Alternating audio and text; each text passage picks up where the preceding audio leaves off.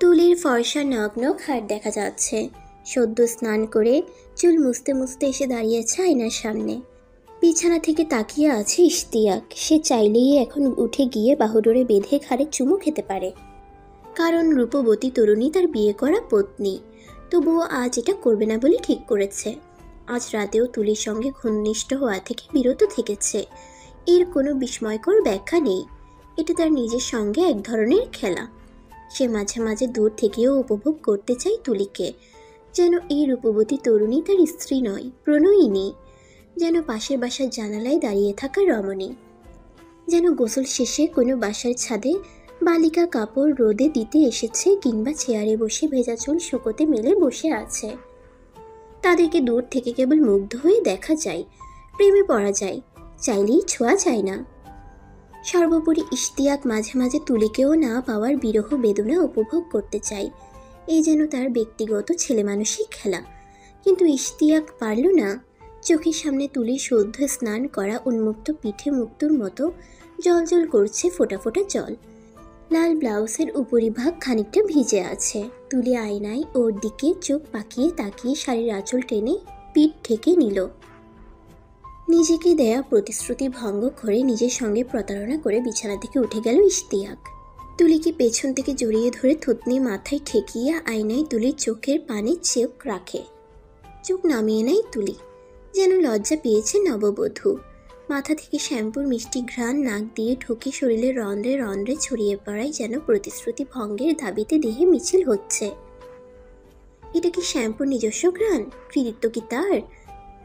নাকি রূপবতীদের চুলে গিয়ে আরো মোহময় হয়, মহিমান্বিত হয়? ইশতিয়াকের নিজের সঙ্গে প্রতিশ্রুতি এখনো পুরোপুরি ভঙ্গ হয়নি। ক্ষীণ আশা আছে।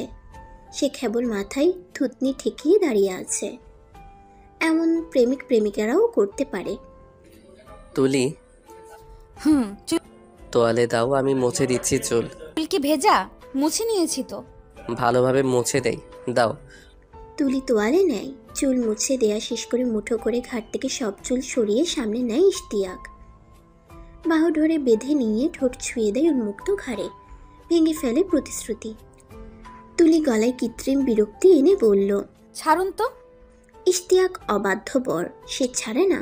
উল্টো তুলিকে টেনে ঘুরিয়ে চোখে চোখ রেখে বলে, খুব রাগ হয়েছিল শাড়ি পরনি বলে, অথচ এই ভোরে গোসল করে পড়ে আছো।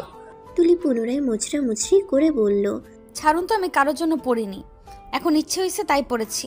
ছাড়ুন না প্লিজ, অনেক কাজ পড়ে আছে তো আমার। ইশতিয়াক না ছেড়ে ওর কোমর জড়িয়ে ধরে টেনে আরো ঘনিষ্ঠ হয়ে কানের কাছে গুনগুন করে বলল, প্রাণ চাই, চক্ষু না চাই। তুলি লজ্জায় লাল হয়ে বলল, হ্যাঁ বলছি আপনাকে, আমি সবেমাত্র গোসল করে এসেছি তো ঢং করতে। ছাড়ুন তো, ছাড়ুন বলছি। আমার ছুটির দিনের ভোরটাই সুন্দর করে দিয়েছো শাড়ি পরে। কয়দিন থেকে বলি পড়তে, কে শুনে কার কথা। হ্যাঁ জনাব, আর তাই আপনি গতকাল ফাইনালি মেয়েদের মতো অভিমান করেছিলেন, তাই না? আমি অভিমান করেছি কে বলল? সারাদিনে অফিস থেকে এসে ভালো লাগছিল না কিছু। জি আচ্ছা, আর বলতে হবে না, আমিও কারোর জন্য শাড়ি পরিনি। ছাড়ুন তো, ছাড়ুন বলছি। নিজেকে মুক্ত করে নেয় তুলি। ফোনটা বেজে উঠল তখনই। ইশতিয়াক বালিশের পাশ থেকে তুলির মোবাইল এগিয়ে দিয়ে বলল, অপরিচিত মনে হচ্ছে। তুলির বুকটা কেঁপে উঠে, হাত বাড়িয়ে মোবাইল নিয়ে কেটে নেয় কল। কি হলো, রিসিভ করলে না যে? অচেনা নাম্বার গতকালও একবার এসেছিল, কেউ ফাজলামো করছে হয়তো। রিসিভ করার দরকার নেই, যাই হোক আপনি ফ্রেশ হন, অফিসে যাবেন না? হাত বাড়িয়ে মোবাইল নিয়ে কেটে দেয় কল। ইশতিয়াক আর সেটা নিয়ে ভাবতে গেল না। সে রসিকতা করে কৃত্রিম হতাশা দেখিয়ে দীর্ঘশ্বাস ছেড়ে বলল, ম্যাডাম আমাকে তাড়ানোর জন্য এতটাই পাগল হইছে যে আজ শুক্রবার সেটাই ভুলে বসে আছে। তুলি ভেতরে ভেতরে কেঁপে উঠল। একটু নার্ভাস হলেই সে এরকম ভুলভাল বলে বসে। ভাগ্যিস ইশতিয়াক সবকিছু পজিটিভলি নিচ্ছে। তুলি ফিক করে হেসে বলল, তাড়ানোর জন্য না, আপনি আজকাল রোজই অফিসে যাচ্ছি যাচ্ছি করে দেরি করে যান। ইশতিয়াক আবার উঠে দাঁড়ায়, পাশের চেয়ারটা টেনে রাখে তুলির পেছনে, দুই হাতে মৃদু চাপ দিয়ে বসিয়ে বলে, এমন রূপবতী বউ থাকলে অফিস যেতে ইচ্ছে করে নাকি? তুলির কাঁচ ভাঙা হাসিতে রুমটা ভরে উঠল।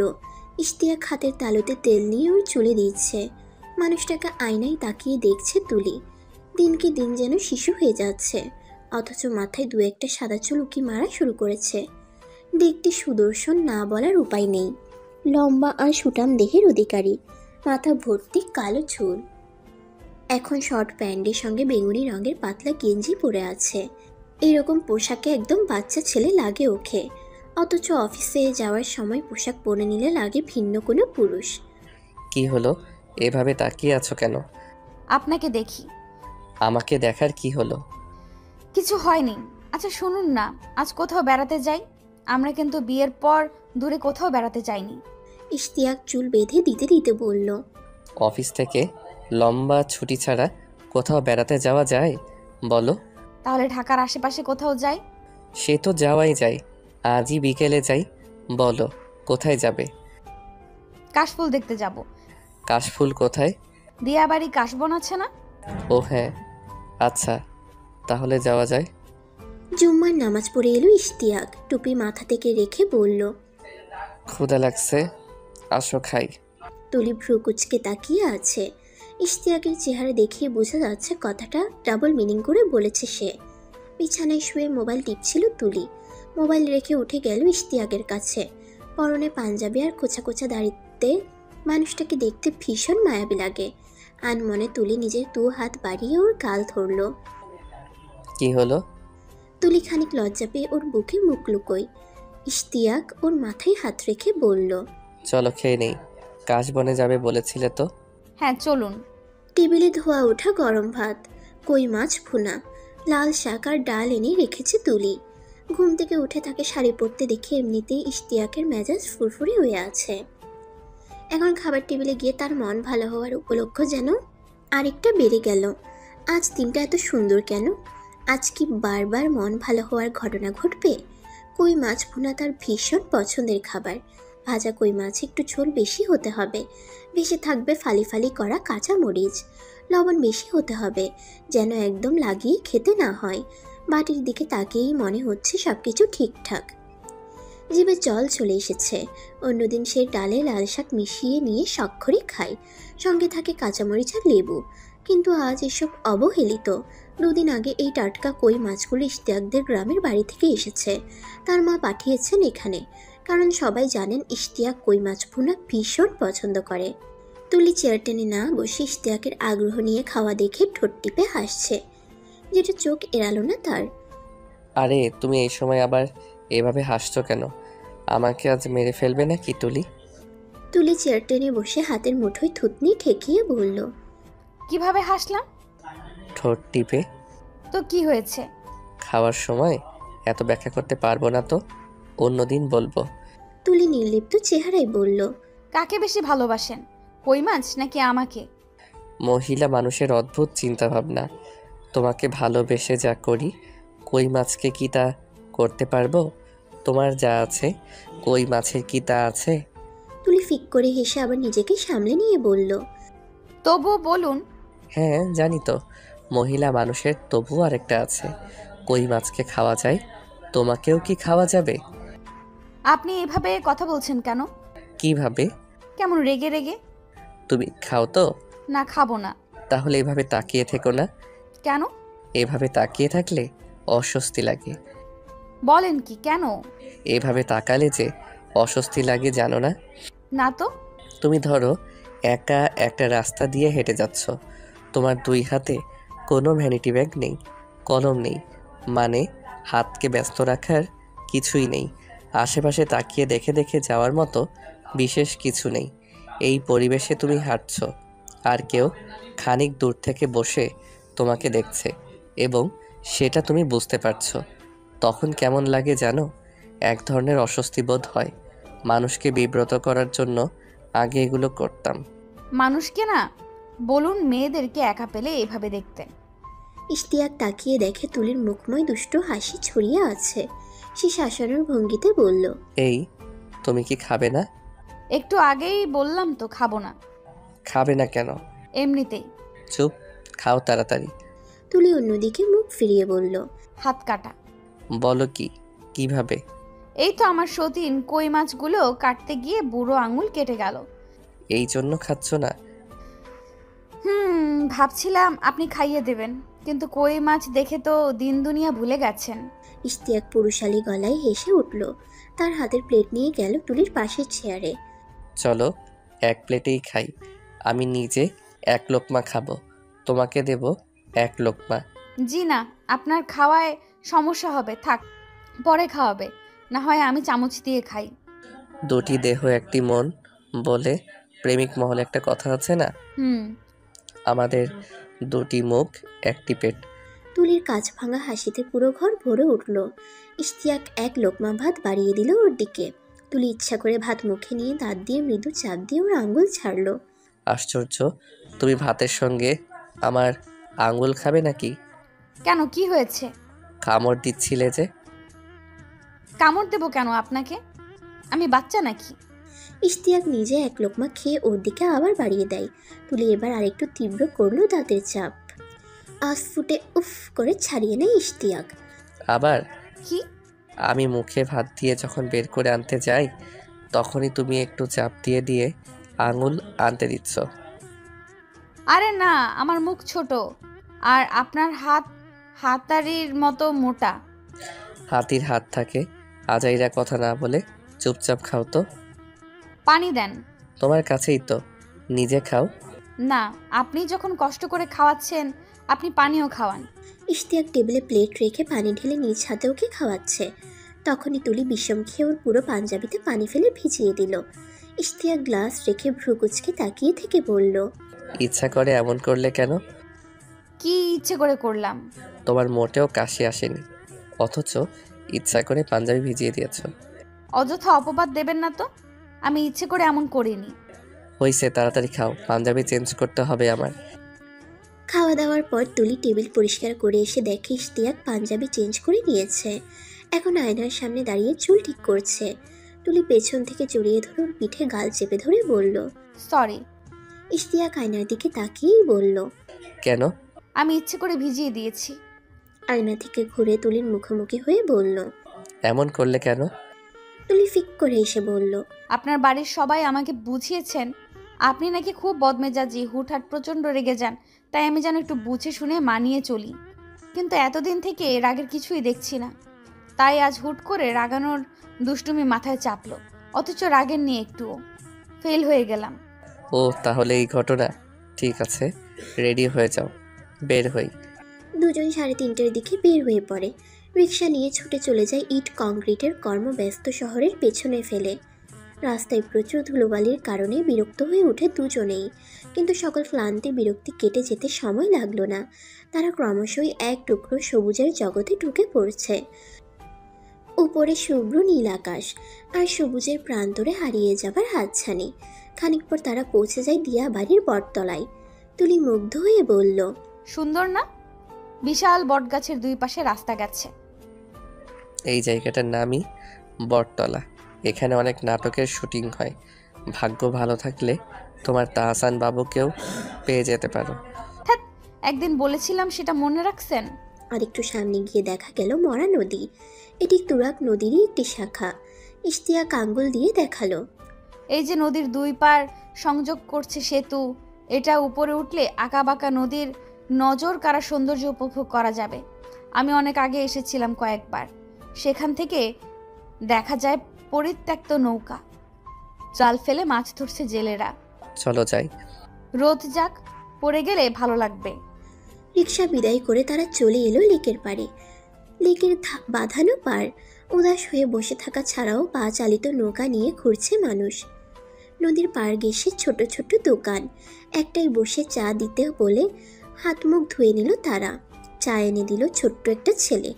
তুলি চায়ের কাপে চুমুক দিয়ে নদীতে বোট দেখে ফিসফিস করে বলল, চড়বো আপনার সঙ্গে। ইশতিয়াক মুচকি হেসে কানের কাছে ঠোঁট নিয়ে ফিসফিস করে বলল, আমি থাকতে নৌকা চড়বে কেন? তুলি দাঁত কটমট করে তাকিয়ে উড়ুতে খুশি মারল একটা। ইশতিয়াক ছোট্ট ছেলেটিকে ডেকে জিজ্ঞেস করলো, বোট ভাড়া কত?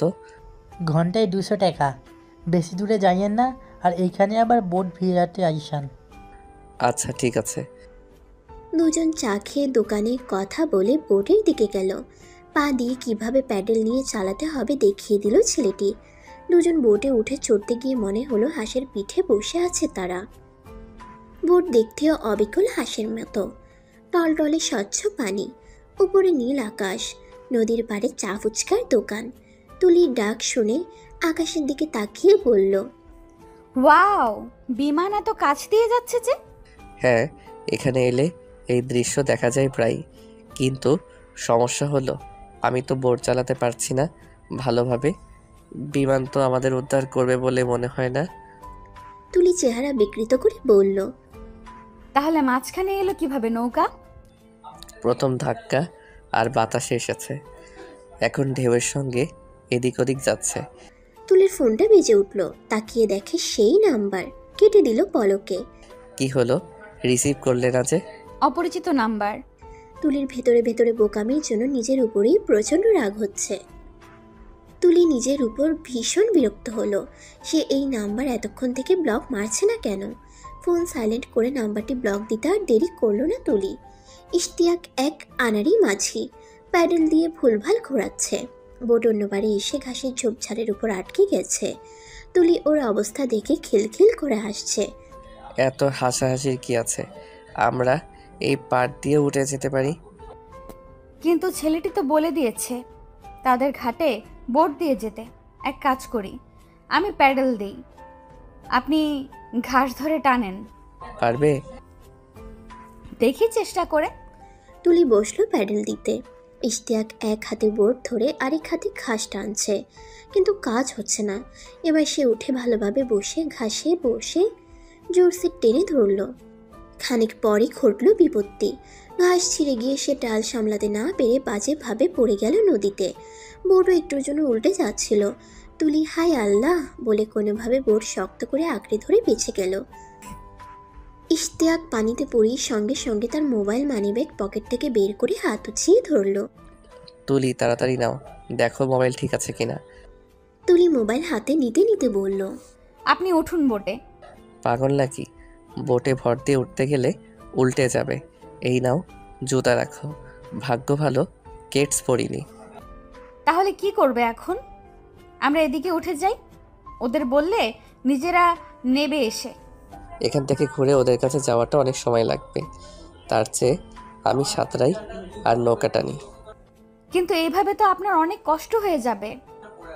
সমস্যা নেই, আসো। ইশতিয়াক এক হাত দিয়ে নৌকা ধরে আছে, আরেক হাতে টানছে। খানিক পরপর জিরান নিচ্ছে। মাঝামাঝি গিয়ে আর পারল না সে, হাঁপিয়ে গেছে ভীষণ। তুলি, তুমি দেখো আস্তে আস্তে প্যাডেল দিতে পারো কিনা।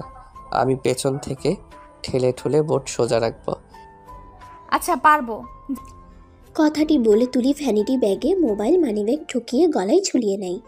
আসনে বসে আস্তে আস্তে প্যাডেল দিতে শুরু করে। যাচ্ছে তো, আপনি ঠিক আছেন? হ্যাঁ, তবে আমিও পা দিয়ে সাঁতার কেটে বোট সোজা রাখছি। শুধু পা দিয়ে সাঁতার কাটা যায় বুঝি? হ্যাঁ, মানুষ পা দিয়ে সাঁতার কাটতে পারে, কিন্তু এভাবে সামনে এগুলেও মাথা ডুবে যায়। তাহলে আপনি ভেসে আছেন কিভাবে? বোটে ধরে আছি। আর এত কথা বলো কেন? আমার কথা বললে মুখে পানি ঢুকে যায়। প্যাডেল বন্ধ করে তুলি কাঁচ ভাঙা হাসিতে ফেটে পড়ে। ইশতিয়াক হাঁপাতে হাঁপাতে বলল, হাসছো কেন? তুমি মজা পাচ্ছ নাকি? হ্যাঁ। হ্যাঁ মানে? আজাইরা কথা না বলে প্যাডেল দাও। তুলি প্যাডেল বন্ধ করে বলল, দেব না, দিলে তো তাড়াতাড়ি চলে যাব। আমি কিন্তু বোট ডুবিয়ে দেব তুলি। এটা ভাড়া বোট। তুমি তো ভাড়া নাও, টান দিয়ে ফেলে দেব।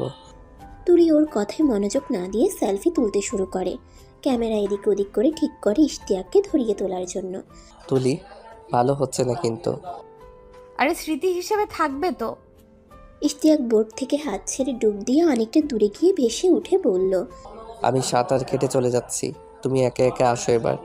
তুলি আতকে উঠে মোবাইল ভ্যানিটি ব্যাগে রেখে হাঁক ছাড়ে। কিন্তু আমাকে নিয়ে যান মাঝি। তোমার চেহারায় এখনো দুষ্টামির হাসি। কান ধরে বলো, তাহলে নেব এসে।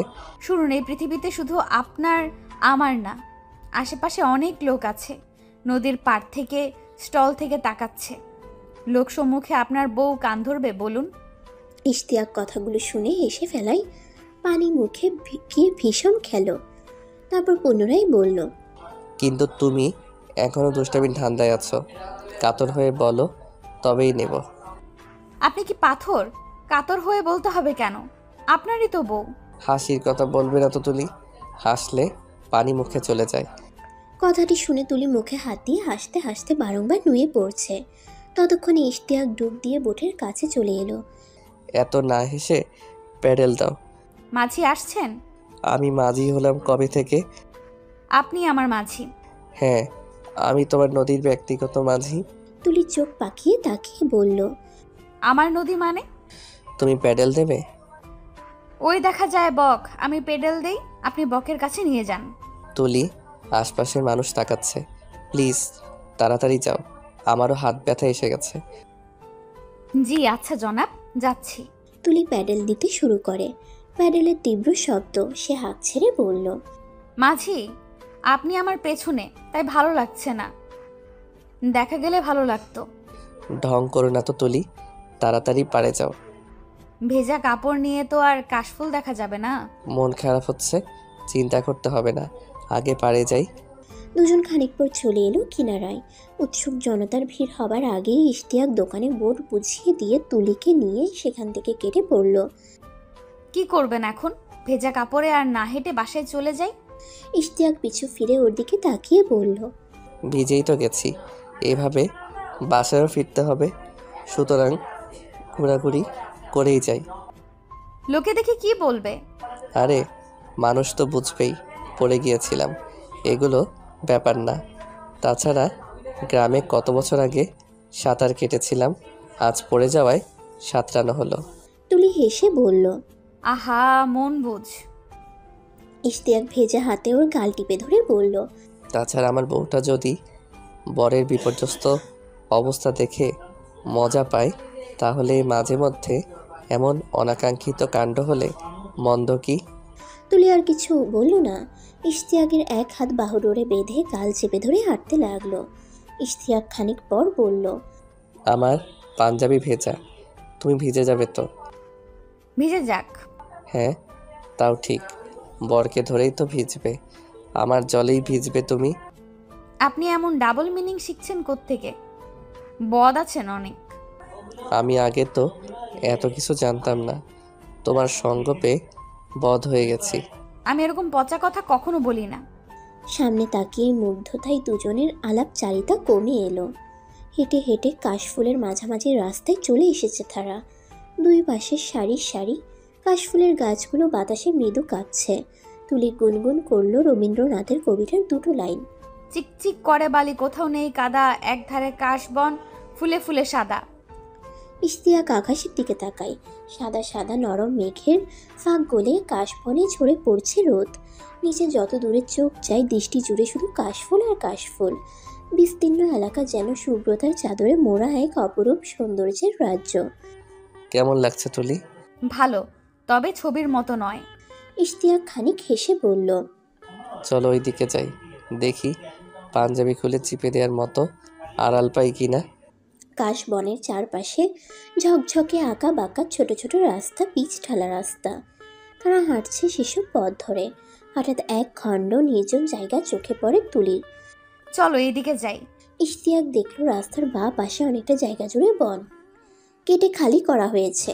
সেখানকার মাটিতেও সবুজ নরম ঘাস উঠেছে। জায়গাটা ভীষণ পছন্দ হলো দুজনের। ইশতিয়াক বলল, আচ্ছা চলো। কি সুন্দর গোল করে বন কাটা। হ্যাঁ। দুজন ভেতরে গেল। ঠিক মাঝখানে গিয়ে বসে তারা। আহ, এখন শান্তি লাগছে। হাঁপিয়ে গিয়েছিলাম হাঁটতে হাঁটতে। কিন্তু আমার শার্ট খুলে চিপতে হবে। প্যান্ট খুলেও চিপে নিতে পারেন। তুমি না পচা কথা বলো না? পচা কথা কোথায়? প্যান্টের নিচে তো আন্ডারওয়্যার আছেই। হঠাৎ কেউ আসবে। আমার বরের ইজ্জত রক্ষার্থে আমি সদা প্রস্তুত জনাব। তুমি এখনো মজা নিচ্ছ? আরে না, আপনি ওইখানে একেবারে কাশবনের কাছে যান, তাহলে পেছনে কাশবন থাকবে আর সামনে দাঁড়িয়ে থাকবে আপনার বউ। কেউ কি আর এলে দেখবে? তখন শান্তি মতো চিপে ঝেড়ে নেবেন। হ্যাঁ, দারুণ আইডিয়া। ইশতিয়াক আর তুলি একেবারে গোল জায়গার মাঝখানে থেকে বনের কাছে গেল। তুলি সামনে দাঁড়ায়। ইশতিয়াক পাঞ্জাবি খুলতেই তুলি বলল, আপনি আমার কাছে দেন, আমি চিপে দিচ্ছি। আর আপনি প্যান্ট খুলুন। ধ্যাত, প্যান্ট খুলুন। এত বাজেভাবে বলছো কেন? তুলি ফিক করে হেসে পাঞ্জাবি হাতে নিয়ে চিপে ছাড়ছে। আপনিও খুলে ছেড়ে নিন। তা তো করবই, কিন্তু এত তাড়াতাড়ি শুকাইবে না। না শুকাইলো, কিন্তু পানি না থাকলে গায়ে লেপটে থাকবে না, অস্বস্তি হবে না আপনার। তাছাড়া দূর থেকে কেউ দেখে বুঝবেও না। তা ঠিক। ইশতিয়াক প্যান্ট চিপে ছেড়ে নিয়ে বলল, শেষ আমার। ঠিক আছে, এবার চিপা থেকে বের হন। কথাটি বলে তুলি পাঞ্জাবি উল্টে বনের উপরে মেলে দিল। এটা কি হলো? আমি কি খালি গায়ে থাকবো? এটা আপনার শাস্তি। আপনি পাঞ্জাবির নিচে কিছু পরে আসেননি কেন? ফাইজলামো করো না তুলি, এদিকে দাও। আরে না, পাঞ্জাবি শুকিয়ে গেলে আপনার প্যান্ট ভেজা থাকলেও ক্ষতি নেই, কারণ প্রায় হাঁটু পর্যন্ত পাঞ্জাবি ঢেকে রাখে। তাই বলে খালি গায়ে থাকবো? ঘাসে শুয়ে থাকবে, কেউ আসবে না। আচ্ছা ঠিক আছে। ইশতিয়াক ঘন ঘাস থেকে বসে গেল। তুলি গিয়ে বসলো ওর বুকে পিঠ ঠেকিয়ে। ইশতিয়াক ওকে দুই হাতে বেঁধে কাঁধে থুতনি রাখে। তুলি দুষ্টামি না করে গা ছেড়ে দিয়ে ঠেলে ওকে শুইয়ে দেয় সবুজ কোমল ঘাসে। কাশফুলের গাছগুলো যেন তাদেরকে জনমানব থেকে বিচ্ছিন্ন করে রেখেছে। তুলি পাশে শুয়ে ইশতিয়াকের বুকে হাত রাখে। ফর্সা চ্যাপটা বুক, কোমল কিছু কালো লোম। তুলি ওর কানের কাছে মুখ নিয়ে ফিসফিস করে বলল, জানেন, আমার সবচেয়ে ভালো লাগে আপনার বুক। তাই নাকি? হুম।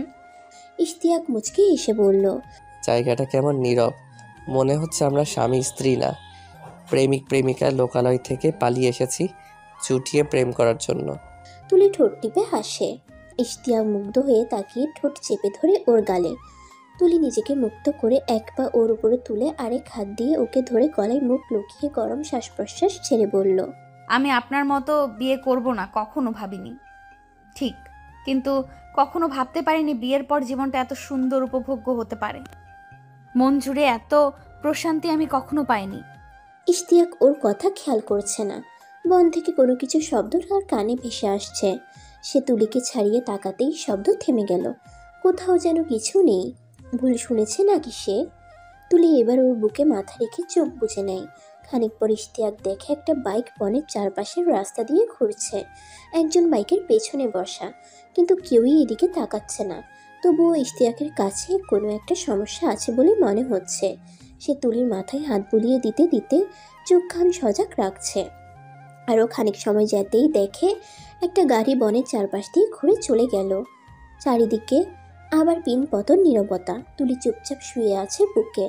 আবার পেছনের বনে পায়ের শব্দ। ইশতিয়াক আবার তাকিয়ে কিছুই দেখতে পায় না। সন্দেহ আরও তীব্র হয়। সে এখন নিশ্চিত কিছু একটা ঘটতে চলেছে। তুলি, এখান থেকে যাই, চলো। না, আমি ঘুমাবো। আপনি পারলে উপর হন। উপর হব কেন? তুলি মাথা তুলে বলল, কান আগান। কেন? কামড় দেব না, আগান। ইশতিয়াক মাথা তুলে কান এগিয়ে দিল। আপনার পিঠও আমার প্রিয়। পিঠে গাল চেপে ধরতে ভালো লাগে, শুয়ে থাকতে ভালো লাগে। ইশতিয়াক মাথা তুলে এদিক ওদিক তাকিয়ে বলল। জায়গাটা ভালো না মনে হচ্ছে তুলি। অবাক হয়ে তাকিয়ে বলল, বাবা, ভূত পেতনি আছে না এখানে? আরে তা না, এখানে এভাবে বন কেটে রেখেছে কে? এটা কোনো ফাঁদ হতে পারে? বলছে আপনাকে। এই জন্য ওই গোয়েন্দা আর থ্রিলার বই এইসব না পড়াই ভালো। প্রেমের বই পড়লে এত সুন্দর জায়গায় এসব ভাবতেন না। ইশতিয়াক মুচকি হেসে এক হাত তুলির পিঠে রেখে কপালে চুমু খেল। আবার বনের দিকে পায়ের শব্দ। তুলিও এবার তাকালো, কিছুই নেই। ইশতিয়াক আর দেরি না করে বলল, উঠে পড়ো, এখান থেকে বের হব। তুলি ভয়ে ঢোক গিলে বলল। ভূত আছে নাকি? ইশতিয়াক হেসে বলল, তোমারও উচিত হরর মুভি আর বই না পড়া। ভূত ছাড়া আর কিছুই ভাবছো না। কথা বলতে বলতে তারা এখান থেকে বের হয়ে এলো। চলো নদীর পাড়ের দোকানের দিকে যাই। তুলি ওর হাত ধরে সম্মতি জানায়। দুজন পাকা রাস্তা ধরে হাঁটছে। তখনই একটা বাইক এসে সামনে দাঁড়ায়। এই দাঁড়ান দাঁড়ান এখানেই। পুলিশ দেখে তুলি আর ইশতিয়াক মুখ চাওয়াচাওয়ি করছে। কিছুই বুঝতে পারছে না তারা। ইশতিয়াক এগিয়ে গেল বাইকের কাছে। আমাদের ডাকছেন স্যার? হ্যাঁ, আপনাদের ডাকলাম। এখানে কি, বাড়ি কোথায়? এখানে কি মানে? এখানে বেড়াতে এসেছি। বাসা? ইশতিয়াক বাসার ঠিকানা বলার পর পুলিশ পুনরায় বলল, আপনারা সম্পর্কে কি হন? স্বামী স্ত্রী। এই উত্তর শুনে পুলিশ যেন আশাহত হলো, তবুও হাল না ছেড়ে বলল, স্বামী স্ত্রী বললেই তো হবে না, এই গাছের নিচে চলুন, ছায়া আছে। ওই যে ম্যাডাম, আপনিও চলুন। এত দূর হেঁটে যেতে হবে দেখেই তুলির বিরক্তি এসে গেল। ইশতিয়াক কোমরে 2 হাত রেখে একদোলা থুতু ফেলে বলল, বুঝলাম না স্যার, এই রোদের মাঝে গাছের নিচে যেতে হবে কেন? হয়রানি করার কারণ কি বলুন? আরে মিয়া, হয়রানি মানে? আপনারা ঝোপঝাড়ে শুয়ে থাকবেন, পুলিশ খোঁজ খবর নেবে না? আগে গাছের নিচে চলুন, সেখানে গিয়ে আলাপ হবে। এখানে মাঝ রাস্তায় কি? দুজন বিরক্তি নিয়ে বাইকের পিছু পিছু গেল। রোদে পিচ ঢালা রাস্তা ধরে হেঁটে একটি গাছের ছায়ায় এসে দাঁড়িয়েছে তারা। সেই গাছ থেকে একটি ছেলে নেমে এলো, আরেকজন দূরে হাঁটাহাঁটি করছে। পুলিশ এবার বাইক থামিয়ে বলল, আপনারা কি হন? স্বামী স্ত্রী। প্রমাণ কি? ইশতিয়াক আর মেজাজ ধরে রাখতে পারল না। ধরুন আমরা স্বামী স্ত্রী না, আমরা প্রেমিক প্রেমিকা। এখন সমস্যা কি হয়েছে? এই দেশে কি প্রেমিক প্রেমিকা কোথাও বেড়াতে যেতে পারবে না? বেড়াতে যেতে পারবে, তাই বলে ঝোপঝাড়ে কি? প্রেমিক প্রেমিকা হলে ঝোপঝাড়ে যেতেই পারে, পাবলিক প্লেসে কি চুমাচুমি করবে? এসব জায়গায় অর্থনৈতিক কাজ হয়। আপনার কাছে আমরা দুজনের কেউ অভিযোগ করেছি, এখানে জোরাজুরির কিছুই হয়নি। এত কথা নেই, আপনারা বিবাহিত হলে কাগজ দেখান, পরকীয়াও করতে পারেন। ইশতিয়াক তাকিয়ে দেখে পাশের ছেলেটা তুলিকে দূরে নিয়ে নানান প্রশ্ন শুরু করেছে। তুলির মোবাইলও দিতে বলছে তাকে। সে বিস্মিত হয়ে বলল, আপনি আইনের লোক, কিন্তু এই ছেলেকে, সে ওকে বিরক্ত করছে কেন? মোবাইল চাচ্ছে কেন? পুলিশ বাইকে ভালোভাবে হেলান দিয়ে বসে বলল, সমস্যা নেই, ও আমাদের লোক, আপনি কাগজপত্র দেখান।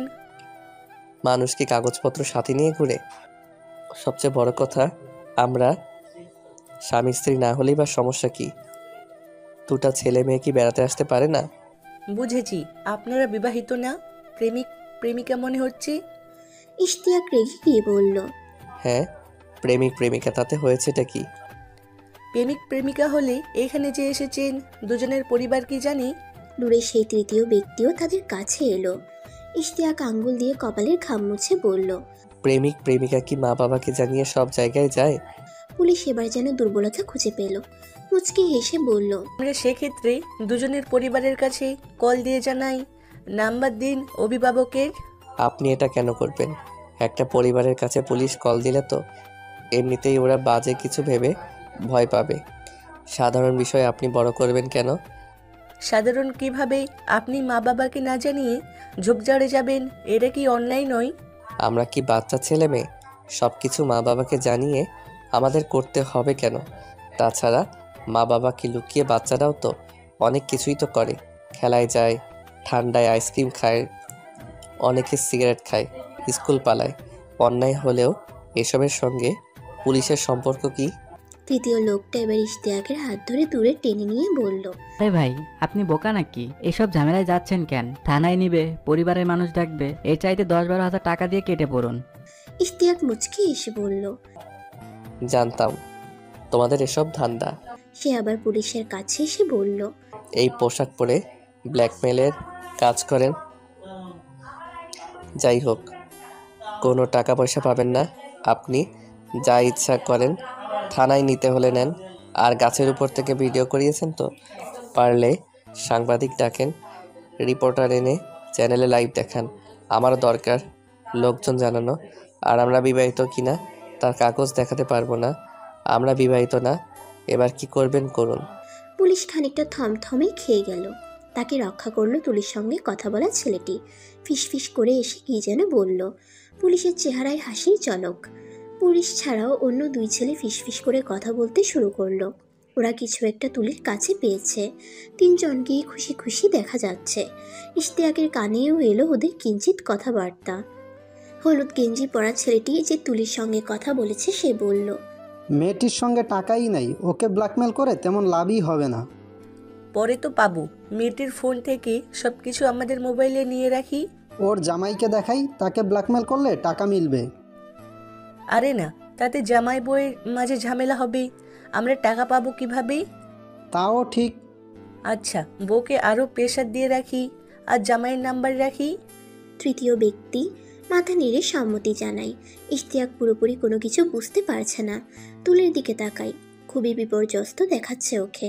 হলুদ গেঞ্জি পরা ছেলেটি এগিয়ে এসে তাকে বলল, আপনার নাম্বারটা দিন, কিছু জরুরি কথা আছে, পরে যোগাযোগ করব। আপনার ভালোর জন্যই বলছি। ইশতিয়াক আমতা আমতা করে নাম্বার দিয়ে দিল। তুলির ভয়ে হাত পা কাঁপছে, বুক ধরফর করছে। এইসব কি হচ্ছে সে কিছুই বুঝতে পারছে না। ছেলেটি কে?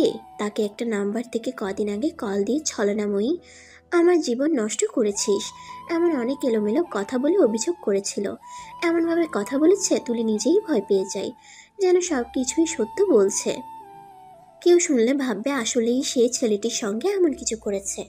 আজ সকাল থেকে কল রিসিভ করেনি, নাম্বারও ব্লক দিয়েছে। যখন হলুদ গেঞ্জি পরা ছেলেটির হাতে মোবাইল দিয়েছিল ঠিক তখনই দেখে অন্য নাম্বার থেকে অনেকগুলো কল এসেছে। মোবাইল সাইলেন্ট থাকায় সে বুঝতে পারেনি কলের সঙ্গে একটা মেসেজও এসেছে। হলুদ গেঞ্জি পরা ছেলেটি তুলির হাত থেকে ফোন নিয়ে মেসেজে ক্লিক করে। কল রিসিভ করছো না কেন? আমাকে না চেনার অভিনয় করা বন্ধ করো। তোমার হোয়াটসঅ্যাপে কিছু ছবি আর ভিডিও পাঠিয়েছি, দেখো। এসব কি ভুলে গেছো? মেসেজ দেখে তুলি নিজেই আটকে ওঠে। হোয়াটসঅ্যাপে আবার কি পাঠাবে, তাও এই জঘন্য লোকদের হাতে পড়বে। ততক্ষণে হলুদ গেঞ্জি পরা ছেলেটি ডাটা অন করে হোয়াটসঅ্যাপে ঢুকে সব পেয়ে যায়। তুলির ভাবনায় ব্যাঘাত ঘটায় তৃতীয় ব্যক্তি। ম্যাডাম, কিছু টাকা পয়সা দিয়ে এখানেই মিটমাট করে দিন, আপনার হাজব্যান্ডকে কিছুই জানানো হবে না। ম্যাডাম, হলুদ গেঞ্জি পরা যে ছেলেটিকে দেখছেন সে কিন্তু খুবই খারাপ, আপনার হাজব্যান্ডকে সব বলে দিতে পারে। কিছু টাকা পয়সা দিয়ে মিটমাট করে নিন, ছবি আর ভিডিওগুলো এক্কেবারে ফকফকা। আপনার জামাই দেখলে যতই যা বলেন কাজ হবে না, সংসার কিন্তু এক্কেবারে শেষ। তুলি দুই হাতে মুখ ঢেকে নিজেকে সামলাচ্ছে। যা করার দ্রুত করতে হবে। এই ছবি আর ভিডিওগুলো ইশতিয়াকের কাছে কোনোভাবেই যেতে দেওয়া যাবে না। তার সঙ্গে গভীর ষড়যন্ত্র চলছে, আর এরা টাকাও না পেলে ঝামেলা করবে। ইশতিয়াককে তো দেখাবেই, পারলে নেটে দিয়ে দুনিয়ার মানুষকে দেখিয়ে ছাড়বে। সে এখন কি করবে? টাকাই দেবে। আগে এখান থেকে ঝামেলা চুকিয়ে যাওয়া যাক, বাকি সব পরে ভেবে দেখবে। তুলি ইশতিয়ার দিক থেকে পাশ ফিরে লুকিয়ে ভ্যানিটি ব্যাগ থেকে সকল টাকা বের করে দিয়ে বলল, ভাই আমার সঙ্গে যা ছিল দিয়ে দিয়েছি, এখানে কত টাকা তাও জানি না, দয়া করে এবার যেতে দিন। ছেলেটি টাকায় মুঠো নিয়ে হলুদ গেঞ্জি পরা ছেলেকে ডেকে আড়ালে নিয়ে গেল। দুজন ফিসফিস করে কথা বলছে। পুলিশ বাইকে বসে সিগারেট টানছে। ইশতিয়াককে ডেকে কাছে নিয়ে বলল, আরে ভাই, এই ছেলেরা এখানকার লোকাল, আমাকে কল দিয়ে এখানে এনেছে অর্থনৈতিক কাজ হচ্ছে বলে। ওরা বোধ হয় ভিডিও টিডিও করেছে। তো করলে সমস্যা কি? আমরা তেমন কিছুই করিনি। সেটা ঠিক আছে, তবুও ওদেরকে খুশি করে দিয়ে চলে যান, বলবেন ছবি টবি ডিলিট করে দিতে। ইশতিয়াকের ইচ্ছা করছিল বলতে, ছবি টবি ডিলিট করাবেন আপনি, আর আমি অকারণে টাকা দেব কেন? কিন্তু সে আর ঝামেলা করতে চাইছে না, অনেক হয়েছে। তুলিরও বিপর্যস্ত চেহারা, ক্লান্ত লাগছে। এরা সহজে যেতে দেবে না। সে 500 টাকা বাড়িয়ে দিল পুলিশের দিকে। আরে ভাই, আমার কাছে না, ওদেরকেই দেন, তবে আরও 500 দেন। দাঁড়ান, আমি ডেকে আনছি। পুলিশ দুজনকে ডেকে এনে বলল, ভাই, তোমাদেরকে 1000 টাকা দিয়ে যাচ্ছেন, চা নাস্তা করে নিও, আর ভিডিও টিডিও করে থাকলে ডিলিট দিয়ে দিও, ঠিক আছে? দুজন সম্মতি জানায়। ইশতিয়াক পুলিশের নাটক সবই বুঝতে পারছে, তবুও টাকা বাড়িয়ে দিয়ে বিদায় নিয়ে তুলি টিকে গেল। ইশতিয়াক টাকা দিয়ে তুলির কাছে আসে, ওর মুখের দিকে ভালোভাবে তাকায়। কেমন বিপর্যস্ত চেহারা, হয়তো ভয় পেয়েছে ভীষণ। সে হাত পিঠের দিকে নিয়ে তুলিকে জড়িয়ে ধরে বলল, চলো যাই। খানিক হেঁটে ইশতিয়াক পুনরায় বলল, তোমাকে এরকম দেখাচ্ছে কেন? মন খারাপ? তুলি নিজেকে আর সামলাতে পারে না। ইশতিয়াকের বুকে মুখ লুকোয়। পুরো শরীর ফ্যাস ফ্যাস কান্নায় কেঁপে ওঠে। ইশতিয়াক বাঁ হাতে ওর থুতনি ধরে তুলে চোখের জল মুছে দিতে দিতে বলল, আরে কাঁদছো কেন বোকা? এরকম কত হয় মানুষের সঙ্গে। তাছাড়া আমরা বিবাহিত হয়েও ওইখানে কিছুই তো করিনি। তবুও পুলিশ বলেছে ভিডিও টিডিও করে থাকলে ডিলিট করে দিতে। কেঁদো না, চলো আস্তে আস্তে যাই। সামনে গিয়ে রিক্সা নিয়ে সোজা বাসায় চলে যাব। টিস্যু দিয়ে চোখ মুখ মুছে নাও। ইশতিয়াকের স্বাভাবিক আচরণ দেখে তুলি মনে মনে ভীষণ খুশি হয়। সব কিছুই পজিটিভলি নিচ্ছে মানুষটা। ভ্যানিটি ব্যাগ থেকে টিস্যু বের করে তুলে মুখ মুছে নেয়। এবার এক ফাঁকে ওই নাম্বারও ব্লক করে দিতে হবে। আগেরটা ব্লক করে দেওয়ার পরও আরেকটা দিয়ে কলার মেসেজ দিয়েছে। কয়টা সিম কে জানে? যখন তখন কল এলে তাদের মাঝে ভুল বোঝাবুঝি হতে পারে। আচ্ছা, ইশতিয়াককে কি ছবিগুলোর বিষয়ে বলবে? আগ বাড়িয়ে বলার পর যদি সন্দেহ করে? বিয়েটাও হয়েছে, বেশি দিন হয়নি, সবে মাত্র 1 মাস হলো, তবে চেনা জানা অনেক আগে থেকেই। তখন মুগ্ধা তাদের বাসায় ইশতিয়াক ভাড়াটিয়া হিসাবে ওঠে। পড়ালেখা শেষ করে একটা প্রাইভেট কোম্পানিতে চাকরি করছিল। নিজের পরিবারের সঙ্গে তার সবসময় ঝামেলা লেগে থাকে, কারোর সঙ্গে বনিবনা হয় না, এখনও তেমন নেই। এটাই মূল সমস্যা কি না? আরও কিছু আছে তুলি জানে না। ব্যাংকে চাকরি হওয়ার পর মা বাবাকে দিয়ে বিয়ের প্রস্তাব দেয় ইশতিয়াক। তুলিও রাজি হয়ে যায়। খুবই ঘরোয়া পরিবেশে বিয়েটা হয়। বলতে গেলে ইশতিয়াকে এত আয়োজন চাইনি। বিয়ের সময় ইশতিয়াকের বাবা মা উপস্থিত ছিলেন। বিয়ে শেষে সোজা নিজের ফ্ল্যাটে নিয়ে আসে ইশতিয়াক। তার মা বাবাও ছেলের কথার বিরুদ্ধে যাননি। কেন যেন ওরা ইশতিয়াককে নিজের মতো থাকতে দেন, কোনো কিছুতে ঘাটাতে যান না। এর পুরোপুরি কারণ তুলি বের করতে পারেনি। কেবল ওরা বলেছিল, বৌমা, আমাদের ছেলেটা হুটহাট অনেক বেশি রেগে যায়, তুমি মানিয়ে নিও মা। তার মানে ওরা হয়তো ইশতিয়াককে কিছুটা ভয়ও পায়। কি হলো, এত চুপচাপ কেন? ইশতিয়াকের প্রশ্নে তুলি ভাবনার ভুবন থেকে বাস্তবে ফিরে আসে। না, কিছু না। মন খারাপ? না, শুধু একটু ক্লান্ত লাগছে। এই তো রাস্তায় চলে এসেছি, একটা রিক্সা নিয়ে সোজা চলে যাব। ইশতিয়াক রিক্সা ডেকে আনে। দুজন রিক্সায় উঠে বসে। ওর পিঠের দিকে হাত নিয়ে জড়িয়ে ধরেছে ইশতিয়াক। তুলিও কাঁধে মাথা রেখে, কিন্তু আশেপাশের কিছুই যেন দেখছে না, শব্দ কানে আসছে না। মাথায় কেবল উপর্যুপরি চিন্তার ঝড় বইছে। অচেনা নাম্বারের ছেলেটি আসলে কে? তাকে চেনে কিভাবে? নাম্বারই বা পেল কোথায়? আর তার সঙ্গে অন্তরঙ্গ ছবি, লিপকিসের ভিডিও, এগুলো কিভাবে সম্ভব? যে ছেলেকে চেনেই না তার সঙ্গে নিজের এমন ছবি কিভাবে? নিশ্চয়ই এডিট করা। তার তো আর স্মৃতিশক্তি লোপ পায়নি যে অতীত ভুলে গেছে। কেউ চাচ্ছে হয়তো ইশতিয়াকের সঙ্গে তার সুখের সংসার ভেঙে যাক। ছেলেগুলোকে যেহেতু টাকা দিয়েই এসেছে, ওদের দিক শেষ। সুতরাং বিষয়টি আপাতত ইশতিয়াককে না জানানোই ভালো। সম্পর্কে সেদে সেদে তৃতীয় পক্ষ ঢোকানোর মানেই হয় না। ওই লোকাল দুইটা ছেলে কিসব বলাবলি করলো? ইশতিয়াকের প্রশ্নে তুলি ভেতরে ভেতরে কেঁপে ওঠে। কি বলেছে? আমি পুরোপুরি শুনিনি। তোমাকে কিসের জন্য ব্ল্যাকমেল করতে চাইছিল? তুমি নাকি টাকা নেই বলেছে, এসব দূর থেকে শুনলাম। তুলি স্বস্তির নিঃশ্বাস নেয়। তার মানে ইশতিয়াক বিষয়টি ভালোভাবে বোঝেনি। হ্যাঁ, ওরা টাকা চাইছিল। বলল আমরা কি করেছি সব ভিডিও আছে, আমি টাকা দিলে এগুলো ডিলিট করে দিবে। আমরা কি এমন করেছি বলো? তাদের কেন ভয় পেয়ে টাকা দেব? তাই বলেছে আমার কাছে টাকা নেই।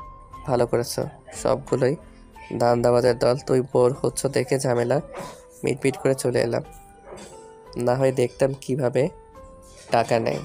তুলি আরেকটু ঘনিষ্ঠ হয়ে বসে বলল, থাক, ঝামেলা না করাই ভালো হয়েছে। খানিক দূরে যেতেই রাস্তায় জ্যাম। রিক্সা থেমে আছে অনেকক্ষণ। তুলি ওর কাঁধে তন্দ্রাচ্ছন্ন হয়ে চোখ বুঝে মাথা রাখে।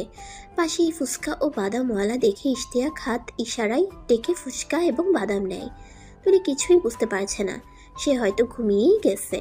ইশতিয়াক এক হাতে তাকে বেঁধে রেখেছে। বাসায় পৌঁছাতে তাদের সন্ধ্যা হয়ে গেল। তুলির মাথা ভীষণ ভার ভার লাগছে, তাই এসেই ফ্রেশ না হয়ে বিছানায় শুয়ে গা ছেড়ে দেয়। ইশতিয়াক ফ্রেশ হয়ে এসে বলল, শুয়ে থাকো, কিন্তু অসময়ে ঘুমিয়ে যেও না। আমি কফি জাল দিয়ে নিয়ে আসছি। তুলি মাথা নেড়ে সম্মতি জানায়। লোকটা এত যত্ন নেয়, দিনকে দিন ভীষণ মায়ায় জড়িয়ে গেছে। ইশতিয়াক রুম থেকে বের হয়ে রান্নাঘরের দিকে যেতেই তুলির মনে পড়ে যায়। ফোনটা হাতে নেয়। প্রথমে ওই নাম্বার ব্লক করে, তারপর হোয়াটসঅ্যাপে গিয়ে ক্রোধে লিখে, তুই এসব পিক আর ভিডিও এডিট করেছিস কেন? কোন গরুর বাচ্চারে তুই? তোরে যে বললাম চিনি না, তারপরেও কল দেস কেন? বাসায় কি মা বোন নাই? আমি একজন বিবাহিত মেয়ে, আগেই বলেছি। তোকে চিনিও না, তারপরেও কেন মেসেজ আর কল দিয়েছিস? আবার আমার পিক এডিট করে পাঠিয়ে ভয় দেখাচ্ছিস, কুকুরের বাচ্চা। তোর নামে মামলা করব আমি, জেলের ভাত খাওয়াবো। আগের নাম্বার ব্লক দিচ্ছি, এখন আরেক নাম্বার দিয়ে জ্বালাচ্ছিস। আর কখনো মেসেজ দিবি না বললাম। মেসেজটা সেন্ড করে ব্লকে দেয় নাম্বার। রাগে এখন রীতিমতো তুলির শরীর কাঁপছে। আজ কেমন বিপদেই না পড়েছিল এই অচেনা নম্বরটার কারণে। খানিক পরেই ট্রে করে কফি নিয়ে এলো ইশতিয়াক। এই যে ম্যাডাম, অবেলায় ঘুমানোর দরকার নেই, চলো বেলকনিতে বসে কফি খাই। উঠতেই ভালো লাগছে না। ইশতিয়াক মুচকি এসে বলল। আচ্ছা শুয়ে থাকো। কথাটি বলে সে ট্রে নিয়ে ব্যালকনিতে যায়। সেখানে দুটো চেয়ার আছে। জায়গাটা ছোট্ট হলেও বসতে ভালো লাগে, মন ফুরফুরে হয়ে যায়। এখান থেকে রাতের আকাশ দেখতে দারুণ লাগে। নিচে তাকালেও পাড়ার বাসাগুলোর জানালার ফাঁক গলে রাতের তারার মতো বিন্দু বিন্দু আলো উকি দেয়। ইশতিয়াক ট্রে রেখে তুলির পাশে গিয়ে বসে। তুলি ওর হাতটা গালে চেপে ধরে তাকায়। মানুষটা এত যত্ন করে, ভালোবাসে, ওকে কখনো হারাতে পারবে না তুলি। হাজার রাগী হোক সে মানিয়ে নেবে। কি হলো ম্যাডাম, এভাবে তাকিয়ে না থেকে উঠো। কথাটি বলে ইশতিয়াক মাথার দিকে হাত নিয়ে আস্তে করে তুলে আরেক হাত হাঁটুর দিকে নিয়ে পাজাকোলা করে কোলে নেয়। তুলি আবার কাঁচ ভাঙা হাসিতে ফেটে পড়ছে। ইশতিয়াক তাকে বুকের সঙ্গে আরো চেপে ধরে পড়ল। এভাবে হাসলে খেয়ে ফেলতে ইচ্ছা করে। তুলি ওর কাঁধে মুখ লুকিয়ে ফিসফিস করে বলল, আমার এত ভাগ্য ভালো কেন আমি ভেবে পাই না। কি করে আপনার মতো বর পেলাম? বাব্বা, তাই? জি, তবে আমার প্রায় মনে হয় এই সুখ আমার চিরস্থায়ী হবে না। তা কেন? জানি না, অবচেতন মন বলে। ব্যালকনিতে এসে ইশতিয়াক তাকে চেয়ারে বসায়। তুলি রসিকতা করে বলে, আপনার কোলেই ভালো লাগছিল, শরীরের উষ্ণতায় কেমন ওম ওম লাগে। ইশতিয়াক ওর হাতে কফির কাপ তুলে দিয়ে বলল, আমার বউটা যেরকম চাচ্ছে সেরকমই হবে। আগে কফি খেয়ে নাও, তারপর কি হবে? পরেরটা পরে। আগে কফি শেষ হোক, তোমার ঘুম ঘুম ভাব কেটে যাবে। তুলি কফিতে চুমুক দেয়। খানিকক্ষণ নীরবতায় কেটে যায়। নীরবতা ভাঙে ইশতিয়াক। তুমি এখনো আপনি বলো, তুমিতে কবে আসবে আর? আসবো না, আপনি বলতেই ভালো লাগে। তা কেন? তাহলে কি আমিও আপনি ডাকবো নাকি? জীবনেও না, তুমি বলবেন। আপনার মুখে আমার নামও ভীষণ ভালো লাগে। ইশতিয়াক রসিকতা করে বলল, তাহলে আমি তুই ডাকবো। একদম না, বরের মুখে তুই খুবই বিশ্রী লাগে। তুমি সুন্দর। আচ্ছা ঠিক আছে। দুজনের কফি শেষ হতে ইশতিয়াক কাপ রেখে শীতল পাটি নিয়ে এলো। একটু রুমে যাও তুলি। তুলি গেলে সে চেয়ার দুটো বের করে শীতল পাটি বিছিয়ে নেয় ব্যালকনিতে। আসো, বসো এসে। এত আয়োজন কিসের জনাব? বসো, আসছি আমি। ইশতিয়াক গিয়ে বাদামার ফুচকার ব্যাগ নিয়ে এলো। মোবাইলে মৃদু শব্দে ছেড়ে দিল তার প্রিয় কবির প্রিয় গান। সেদিন দুজনে দুলেছিল বনে, যেতে যেতে পথে পূর্ণিমা রাতে। এখন আমার বেলা নাহি, আর রহিব একাকী বিরহের ভার। ইশতিয়াক পলিথিনের ব্যাগ থেকে ফুচকা আর বাদাম বের করে সামনে রাখে। তুলি অবাক হয়ে বলল, এগুলো কখন নিলেন? খেয়াল করিনি তো। তুমি ঘুমাচ্ছিলে তখন। কিন্তু রিক্সা থেকে নেমে রুমে এলাম, তাও খেয়াল করিনি। তুমি জানো কোথায় মন পড়ে আছে তোমার। তুলি আর সেদিকে কথা বাড়াতে গেল না, সে এড়িয়ে গিয়ে বলল, জায়গাটা অনেক ভালো লাগছে। পার্টিও মাপ মতো এনেছো দেখছি।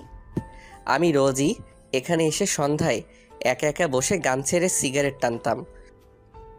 এই ভালো কথা মনে করছেন।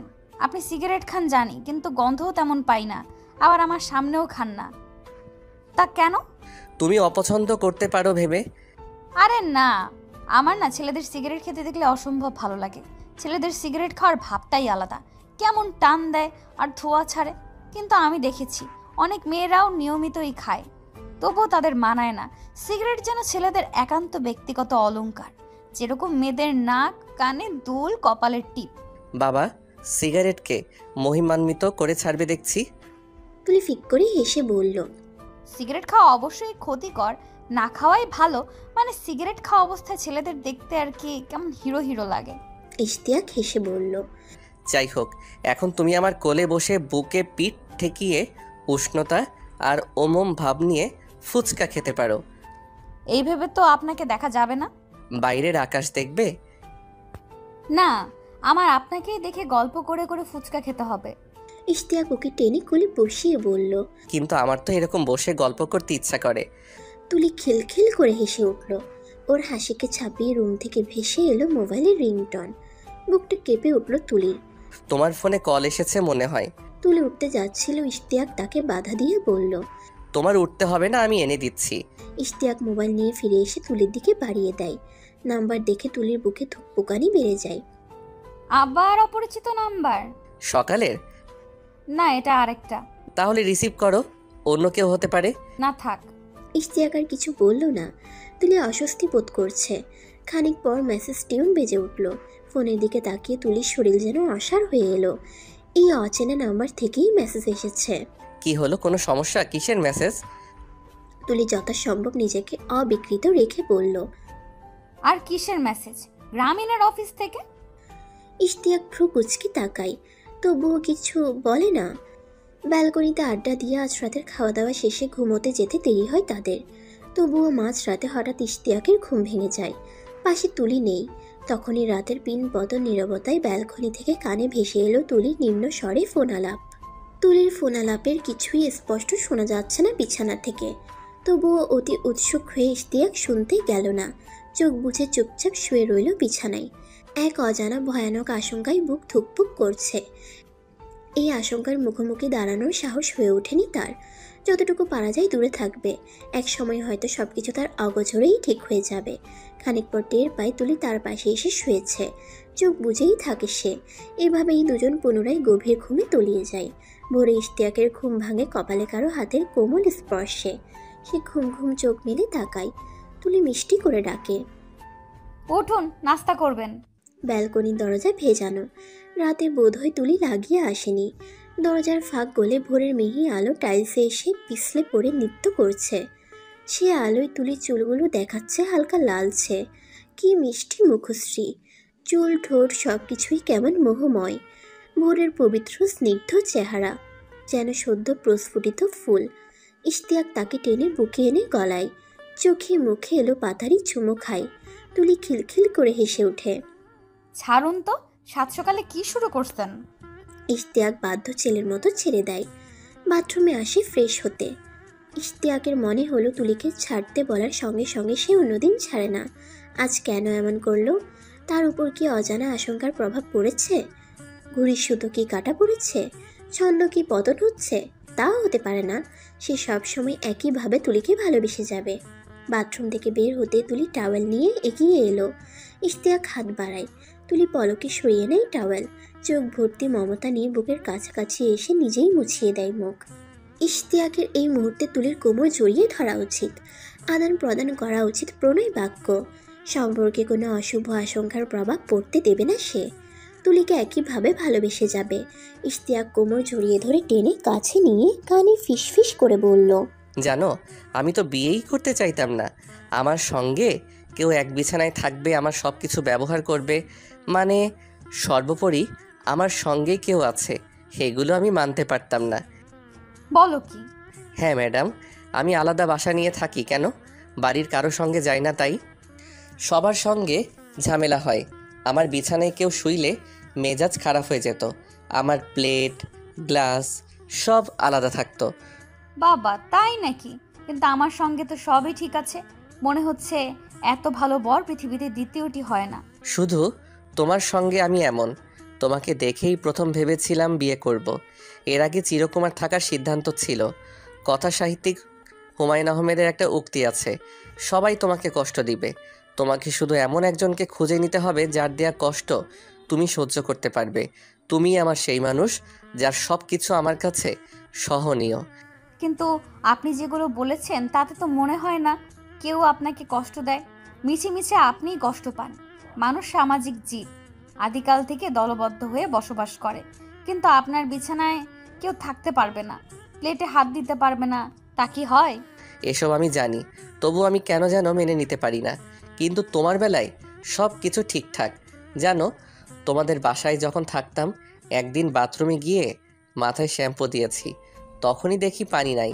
আঙ্কেলের ফোনে কল দিচ্ছি, রিসিভ হয় না। তারপর মাথা ধুয়ে গামছা গায়ে দিয়ে তোমাদের কলিং বেল চাপলাম, তখন তুমি দরজা খুলে দিলে, মনে আছে? হ্যাঁ, একদম মনে আছে। কিন্তু এখন তো ছাড়ুন আমাকে। জড়িয়ে ধরে আর কতক্ষণ থাকবেন? আরে আগে শোনো, তখন তুমি দরজা খুলে দিয়ে আমার অবস্থা দেখে মুখ টিপে হেসেছিলে না? কিন্তু নাস্তা করে নিন, তারপর শুনবো। ব্যস্ত হয়েও না তো, আগে শুনবে তো। মুখ টিপে হাসলে তখন তোমার গালের মাংস ডিমের কুসুমের মতো একপাশে দলা পাকায়। তুলি পুরো কথা শেষ করতে না দিয়ে বলল, মানে? আরে তুমি মুখ টিপে হাসলে গালের মাংস চোখের নিচের ওই দিকে, এই যে এই জায়গায় গিয়ে ডিমের কুসুমের মতো হয়ে যায়। সেদিন দেখেই আমার কামড় দিতে ইচ্ছা করছিল। তুলি কাঁচ ভাঙা হাসিতে ফেটে পড়ে। তারপর তারপর ভাবলাম এই মেয়েকে বিয়ে করব। যখন ব্যাংকে চাকরি হলো তখনই নিজেকে গুছিয়ে নিয়ে বিয়ের প্রস্তাব দিলাম। ঠিক আছে জনাব, কিন্তু এখন নাস্তা করুন। হ্যাঁ চলো। ইশতিয়াকের মুখোমুখি বসার জন্য তুলি সামনে চেয়ার টানতেই টুংটাং শব্দ করে চেয়ার থেকে চামচ পড়ল মেঝেতে। চামচ এখানে কখন রেখেছিল কে জানে। মাথা নুইয়ে তুলতে গিয়ে ইশতিয়াকের নগ্ন পায়ের দিকে চোখ যায়। এক পায়ের উপর আরেক পা রাখা, কি নান্দনিক দৃশ্য। ফর্সা পায়ের বুড়ো আঙ্গুলে পাতলা লোম। পুরুষ মানুষের পাও এত সুন্দর হয় বুঝি। তুলির ইচ্ছা করেছে পা দুটো কোলে তুলে বিড়ালের মতন আদর করতে। কি হলো, টেবিলের নিচে ঘুমিয়ে গেলে নাকি? তুলি মুচকি হেসে উঠতে উঠতে বলল, চুম্বুকে আটকে রেখেছে। কি সব আবল তাবল বলো। আচ্ছা, আপনার পা লম্বা করে আমার কোলে রাখবেন? ইশতিয়াক ভ্রু কুচকে বলল, কিভাবে? চেয়ারে বসে আছেন তো, সেখান থেকে বসে আমার কোলে রাখবেন পা। তা কেন? রাখুন না প্লিজ। ইশতিয়াক পা লম্বা করে কোলে দেয়। তুলি বাঁ হাতে দুপা জড়িয়ে ধরে বসে। প্রতিদিন এইভাবে খাবো, আপনি পা কোলে দেবেন। ইশতিয়াক মুচকি এসে বলল, কিন্তু আরও কিছুক্ষণ এভাবে থাকলে আমার পা অবশ হয়ে যাবে, তখন আবার পঙ্গু বলে ছেড়ে চলে যাবে। তুলি মুচকি এসে বলল, তা কেন? আমার উড়ু টেবিলে বেজে গেছে। ইস, আচ্ছা নামান। ইশতিয়াক পা নামাতেই তুলি নিজের পা জুতো থেকে বের করে ইশতিয়াকের পায়ের পাতায় রাখে। একবার আপনার পা উপরে থাকবে, আরেকবার আমার পা। আচ্ছা। দেখুন ছুটির দুদিন কেমন চলে যাচ্ছে, কাল থেকে আবার তোমার অফিস। ইশতিয়াক কিছু বলল না। খানিক পর তুলি পুনরায় বলল, এই শুনুন না, আজ তো শনিবার, আপনার অফিস ছুটি আছে। চলুন না আমাদের বাসায়, আম্মুকে দেখতে ইচ্ছে করছে। ইশতিয়াক খানিক ভেবে বলল, তোমাকে দিয়ে চলে আসবো, যখন বলবে আবার গিয়ে নিয়ে আসবো।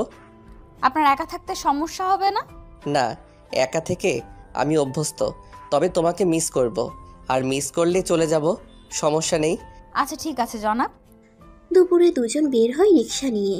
মামা মুগদা যাওয়ার আগে একটা মিষ্টি মাষ্টির দোকান দেখে থামাবে। তুলি চোখ পাকিয়ে বলল, তা কেন? দামান যাবে শ্বশুর বাড়ি। থাক, আমাদের বাড়িতে বাচ্চা কাচ্চাও নেই, এইসব লাগবে না। তুমি তো ওই বাড়ির বাচ্চা যে কিনা খেতে বসে বলে পা কোলে দিন, যেন না দিলে খাবে না। তুলি ফিক করে হাসে। তাই বলে বাচ্চা মেয়ে? তো বাচ্চা মেয়ে না, বাচ্চা ছাড়া কেউ বলবে একবার আপনার পা উপরে থাকবে আরেকবার আমার পা? তুলি মুখে হাত দিয়ে খিলখিল করে হাসে। তো আমি বাচ্চা হলে কি হলো? বাচ্চা বলি তুমি যে কয়দিন থাকবে তার জন্য আইসক্রিম চকলেট এসব নিব। দোকানের কাজ সেরে দুজন খুনসুটি করতে করতে চলে এলো মুক্তা। তুলি আগে গেট খুলে ভেতরে গেল। এখান থেকে প্যাসেজ গিয়ে লেগেছে মেইন দরজায়।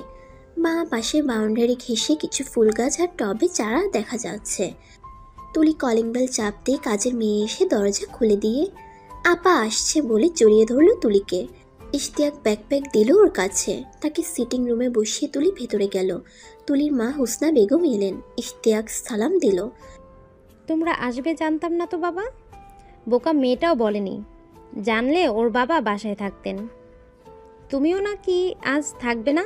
সমস্যা নেই আম্মু, আমি আবার নিতে আসবো তো। থাকবে না কেন বাবা? এখান থেকে তো একটু আগে বের হলেই অফিসে যেতে পারবে। আজ একটু কাজ আছে। কুশল বিনিময় শেষে তুলিসহ তারা চলে গেলেন। ইশতিয়াক সিটিং রুমে বসে টিভি দেখছে। কাজের মেয়ে নাস্তা দিয়ে গেল। তুলি একটু পরই শাড়ি চেঞ্জ করে সালোয়ার কামিজ পরে এলো। সালোয়ার কামিজ পরতে কি আরাম। ইশতিয়াক মুচকি হেসে বলল, তাহলে তাই পরবে, শাড়ি পরো কেন? আপনার জন্যই। আমি কিন্তু বেশিক্ষণ বসবো না। কি বলেন, খেয়ে দিয়ে যাবেন? আরে না, আমার কলিগদের সঙ্গে আজ আড্ডা দেব। ও আচ্ছা ঠিক আছে। কিন্তু বিদায় তো এখান থেকে নেওয়া যাবে না। আব্বু কখন ফিরবে ঠিক নাই, আর আম্মুকে ডেকে দিচ্ছি। আরে না, সেটা না, তো তোমার রুমে নিয়ে চলো। তুলি চোখ পাকিয়ে বলল, কেন? বিদায় নিব। তার জন্য রুমে যাওয়ার কি আছে? রুমে নেওয়া কি নিষেধ? তাহলে থাক। আরে না, চলুন। ইশতিয়াক রুমে এসেই দরজা লাগিয়ে দেয় ভেতর থেকে। তুলি আটকে উঠে বলল, এটা কি হলো? ইশতিয়াক মুচকি হেসে ওর দিকে এগিয়ে গেল। তুলি পিছু যেতে যেতে খাটের কাছে গিয়ে আটকে যায়। ইশতিয়াক ওর মুখটা আজলা করে ধরে চোখে চোখ রেখে স্লথ গতিতে দুজনের ঠোঁট ঢুকে পড়ে অপর ঠোঁটে। তুলি নিজেকে ছাড়িয়ে নিয়ে ইশতিয়াকের পুরো মুখে চুমু খায়। ঠিক আছে, এবার যেতে পারি, বিদায় নেওয়া হয়ে গেছে। ইশতিয়াক পা বাড়িয়ে দরজা খোলার আগেই আবার তুলি ঝাপটে ধরে পেছন থেকে পিঠে গাল চেপে ধরে থাকে। কি হলো? তুলি অস্ফুটে বলে, যেতে দিতে ইচ্ছে করছে না, থেকে যান প্লিজ। ইশতিয়াক ঘুরে তাকে বুকে জড়িয়ে নেয়। আমি কাল আবার অফিস থেকে সোজা চলে আসবো ম্যাডাম, এখন যাই। তুলি মাথা তুলে তাকিয়ে বলল, আচ্ছা যান, কিন্তু কাল রাতে শিওর আসবেন। আচ্ছা বলে ইশতিয়াক আবার কপালে চুমু খেয়ে বের হয়ে গেল।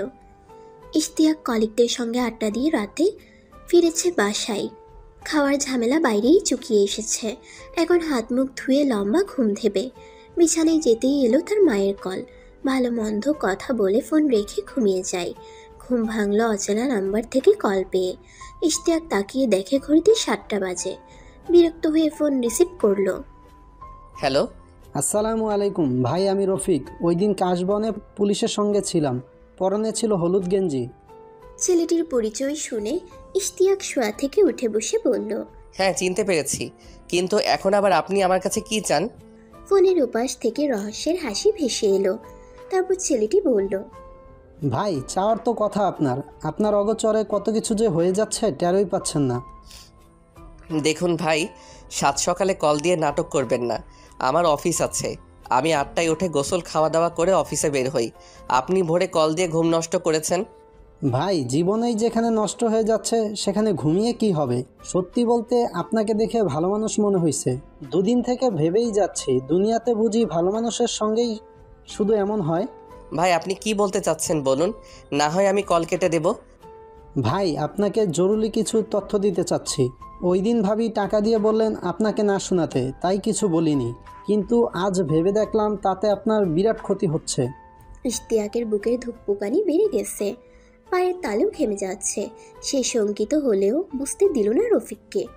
বিরক্তি নিয়ে বলল, আরে ধুর ভাই, কথা এত না পেঁচিয়ে বলুন কি হয়েছে। ভাই এভাবে তো বলা যাবে না। ভাবি আমাকে ভ্যানিটি ব্যাগে যত টাকা ছিল সব দিয়ে গেছে আপনাকে না বলার জন্য। কী সব আবল তাবল কথা বলছেন? ও কখন টাকা দিল? টাকা যে দিছে সেটারও ভিডিও আছে ভাই। টাকা কেন দিচ্ছে? আমি ভাবির ফোন হাতে নেওয়ার পর দেখি একটা নাম্বার থেকে অনেক কল এসেছে, সঙ্গে একটা মেসেজ। সেখানে লেখা আমাদের পুরনো কিছু ছবি দিয়েছি, হোয়াটসঅ্যাপ দেখো। আমি তখন হোয়াটসঅ্যাপে গিয়ে পাই। কিসের ছবি? এরকম তো হবে না ভাই, ভাবি আমাদের টাকা দিয়ে গেছে আপনাকে না দিতে। আর ভাই আরেকটা সমস্যা দেখা দিছে, আমার সাথে ছেলেটা ভিডিও আর ছবিগুলো যখন তখন নেটে দিয়ে ভাইরাল করে দিতে পারে। ওর নাকি কিসের একটা পেজ আছে, সেটার রিচের জন্য, ভাইরাল করার জন্য। এগুলো নাকি একেবারে পারফেক্ট। তখন তো আপনার ইজ্জত যাবে। ইশতিয়াক ধমক দিয়ে উঠল, আরে বেটা ভূমিকা বন্ধ কর, কি চাস সেটা বল। ছবি ভিডিও কি আছে পাঠা দেখি। ভাই হোয়াটসঅ্যাপে বিকাশ নাম্বার দিচ্ছি, 5,000 টাকা পাঠান আগে, আর সব তথ্য পেয়ে গেলে আরও 5,000 পাঠাবেন। ইশতিয়াকের ক্রোধে শরীর কাঁপছে। সে নিজেকে সামলে নিয়ে অবিকৃত গলায় বলল, আগে 5,000 পাঠানোর পর এডিট করা ছবি দিলে, অথবা কিছুই না পাঠালে? ভাই আপনাকে আগে পাঠাচ্ছি ভাবি যে আমাকে টাকা দিছিল তার ভিডিও, তারপর আপনি টাকা পাঠান। ইশতিয়াকের মনে হচ্ছে কেউ তার কলেজা মুঠোয় নিয়ে মুচড়ে ধরেছে। সে প্রাণপণে চাচ্ছে এই ছেলেটার ভিডিও যেন এডিট করা থাকে, সব কিছু যেন মিথ্যে হয়।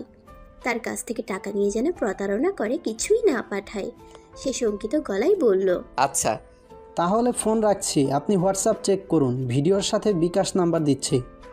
ইশতিয়াক ফোন রেখে চোখ বন্ধ করে 2 হাতে মুখ আজলা করে ধরে বসল। হোয়াটসঅ্যাপে নোটিফিকেশন টিউন বাজতেই মোবাইল হাতে নিয়ে দেখে ছেলেটি ভিডিও পাঠিয়েছে। ইশতিয়াকের বুকে ধুকপুকানি বেড়ে যায়, পা যেন অসাড় হয়ে আসে, মাথার রগগুলো ফুলে যাচ্ছে, কান দিয়ে গরম ভাব বেরোচ্ছে। তার কাছ থেকে তথ্যগুলো লুকাতে তুলি এই ছেলেদের টাকা দিয়েছে ভাবতেই পারে না। সে কাপা কাপা হাতে ভিডিওতে ক্লিক করে। নিজের চোখে বিশ্বাস করতে পারছে না। ভিডিওতে দেখা যাচ্ছে সে পুলিশের সঙ্গে কথা বলছে। তুলি তার দিক থেকে মুখ ফিরিয়ে ভ্যানিটি ব্যাগ আড়াল করে টাকা দিচ্ছে ছেলেটিকে, অথচ রিকশায় কিংবা বাসায় এসেও তাকে এ কথা বলেনি তুলি। চোখ ঝাপসা হয়ে এলো। মোবাইল বিছানায় রেখে 2 আঙ্গুল দিয়ে কপাল ঘষছে। মস্তিষ্কের ভেতর খুব দ্রুত সন্দেহের গাছ রোপণ হয়ে সেই গাছ বড় হয়ে ডালপালাও ছাড়াতে শুরু করেছে। তার বিকাশে এত টাকা এখন নেই।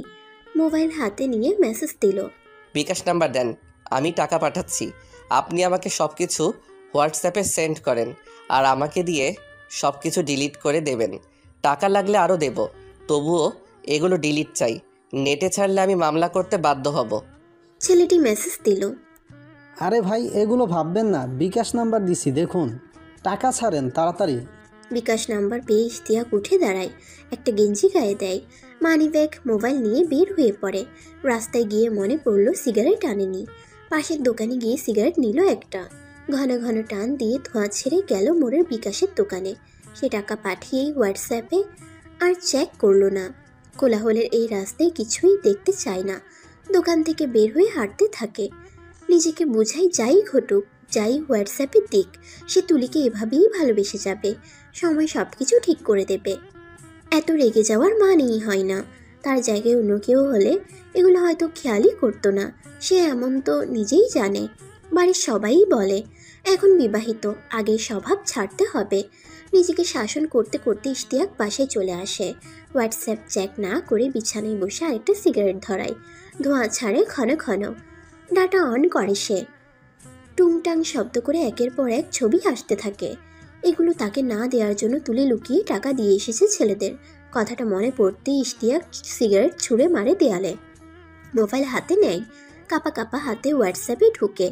প্রথম ছবি একটা ছেলের সঙ্গে ধান ক্ষেতের জমির আইলে বসা, আরেকটা সবুজ ঘাসে ওই যুবকটির বুকে শুয়ে আছে, আরেকটা খড়ের স্তূপের উপর বসে ঠোঁটে চুম্বনরত অবস্থায়। কিছু নোট পিকচার, একটা ভিডিও সেলফি ক্যামেরায় তোলা, যেখানে দেখা যাচ্ছে দুজনই একটা জমির আলে বসে আছে। সামনে পেছনে সবুজ ধান তাদেরকে ঢেকে রেখেছে নিরাপত্তার চাদরে। ছেলেটি ওর স্তনে হাত রেখে চোরা চাহনিতে চারদিকে তাকিয়ে দেখছে কেউ আসছে কিনা। ইশতিয়াক আর ভিডিওটি দেখতে পারে না, মোবাইল ছুঁড়ে ফেলে বিছানায়। সে জন্মের পর থেকে কখনো তার কিছুতেই অন্যের ভাগ, অন্যের ছোঁয়া সহ্য করতে পারে না। ছোট ভাইটিকে একবার তার গেঞ্জি পরায় বেধড়ক মারধর করেছিল, সেই তারই স্ত্রীকে অন্য কেউ। আর তুলি ভাবতেই তার কাক গুলিয়ে উঠল। এত জঘন্য মিথ্যাচার! বাসর রাতেই বলেছিল সেই নাকি প্রথম পুরুষ, কোনো পরপুরুষের ছোঁয়া এর আগে সে কখনো পায়নি। আর এই ছবি ভিডিওগুলো গোপন রাখতে তার অগোছরে টাকাও দিয়ে এসেছে। জায়গাটা গ্রাম এলাকা মনে হলো, ছেলেটা ওর মামার বাড়ির হয়তো।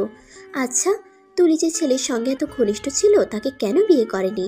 ভাবতেই ইশতিয়াকের ঘেন্নায় গা রি রি করে উঠল। সে একজন ব্যাংকার বলে ওই ছেলেকে ফেলে বিয়ে বসেছে। তাহলে এসব প্রেম, ভালোবাসা, প্রণয় বাক্য সবই মন ভোলানো। একদলা থুতু টাইলসের মেঝেতেই ফেলে দিল ইশতিয়াক। মোবাইল বেজে উঠল, রফিক কল দিয়েছে। সে রিসিভ করে বিধ্বস্ত অবস্থায় বলল, হ্যালো ভাই বাকি 5,000 পাঠান। ক্রোধে অশ্রাব্য ভাষায় গালি গালাজ শুরু করে দেয় ইশতিয়াক। ছেলেটি অবস্থা বুঝতে পেরে পরে যোগাযোগ করব বলে হাসতে হাসতে ফোন রেখে দেয়। দুই হাতে মুখ ঢেকে ইশতিয়াক বিছানায় বসে। নিজেকে শান্ত রাখতে হবে। তুলি তো তার সঙ্গে স্বাভাবিকভাবেই সংসার করছে, তবে কেন সে এত ভেঙে পড়বে? কেন রেগে যাবে? তার এসব বাজে স্বভাবের জন্যই কারোর সঙ্গে থাকতে পারে না, মিশতে পারে না। এখন থেকে এসব ছাড়তে হবে। সব কিছুরই সমাধান থাকে, যা হবার হয়ে যায়। বাঁচতে হয় বর্তমান নিয়ে।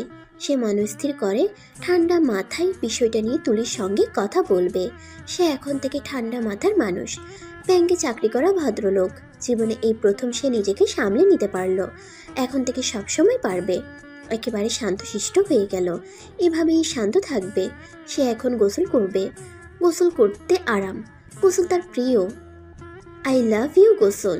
গোসল থেকে শান্তির কিছু নাই। ইশতিয়াকের মনে হলো মাথা ঝিমঝিম করছে, চোখে ঝাপসা লাগছে। সকালে কিছু খাইনি বলে হয়তো প্রেশার, কি লো নাকি হাই। মেঝেতে শুয়ে যাবে সে, অনেক আরাম। ইশতিয়াক মেঝেতে খানিকক্ষণ পড়ে রইল। ঘাম ছাড়লো তার পুরো শরীর থেকে, ফোটা ফোটা ঘামে টাইলস ভিজে যাচ্ছে। কানে কেমন ঝিমঝিম শব্দ হচ্ছে, শরীর খুব দুর্বল লাগছে। ইশতিয়াক খাবে এখন। সকালে উঠে হাত মুখ ধুয়ে দাঁত ব্রাশ করতে হয়, নাস্তা করতে হয়। সে কিনা কোথাকার রফিক টফিকের পাল্লায় পড়েছে।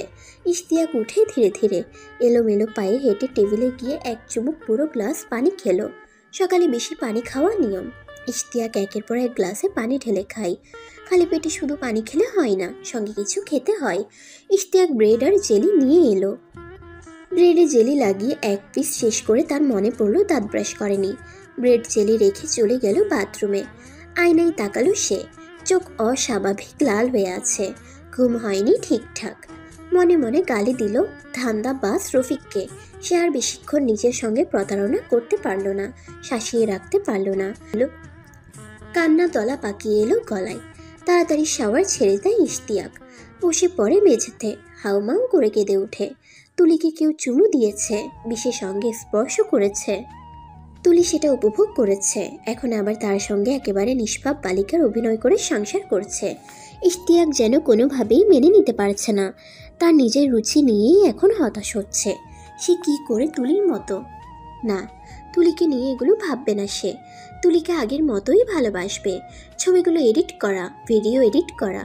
দুনিয়া কোথায় গেছে তার জানা নেই, প্রযুক্তি কোথায় গেছে তার জানা নেই। এগুলো নিখুঁত এডিট। তুলির সঙ্গে সে কথা বলবে। শাওয়ারের পানির সঙ্গে তার চোখের জলগুলো মিশে যায়। উঠে দাঁড়ায় ইশতিয়াক। ভেজা কাপড় ছেড়ে টাওয়াল দিয়ে শরীর মুছে নেয়। কাপড় পাল্টে নাস্তা করতে বসে। নিজেকে বুঝায় যেন কিছুই হয়নি, সব কিছু ঠিকঠাক আছে। খাওয়া গোসল সব কিছু ঠিকঠাক করতে হবে। অফিসে কল দিয়ে আজকের জন্য ছুটি নিয়ে নেয়। নাস্তা শেষে বের হয় রিক্সা নিয়ে।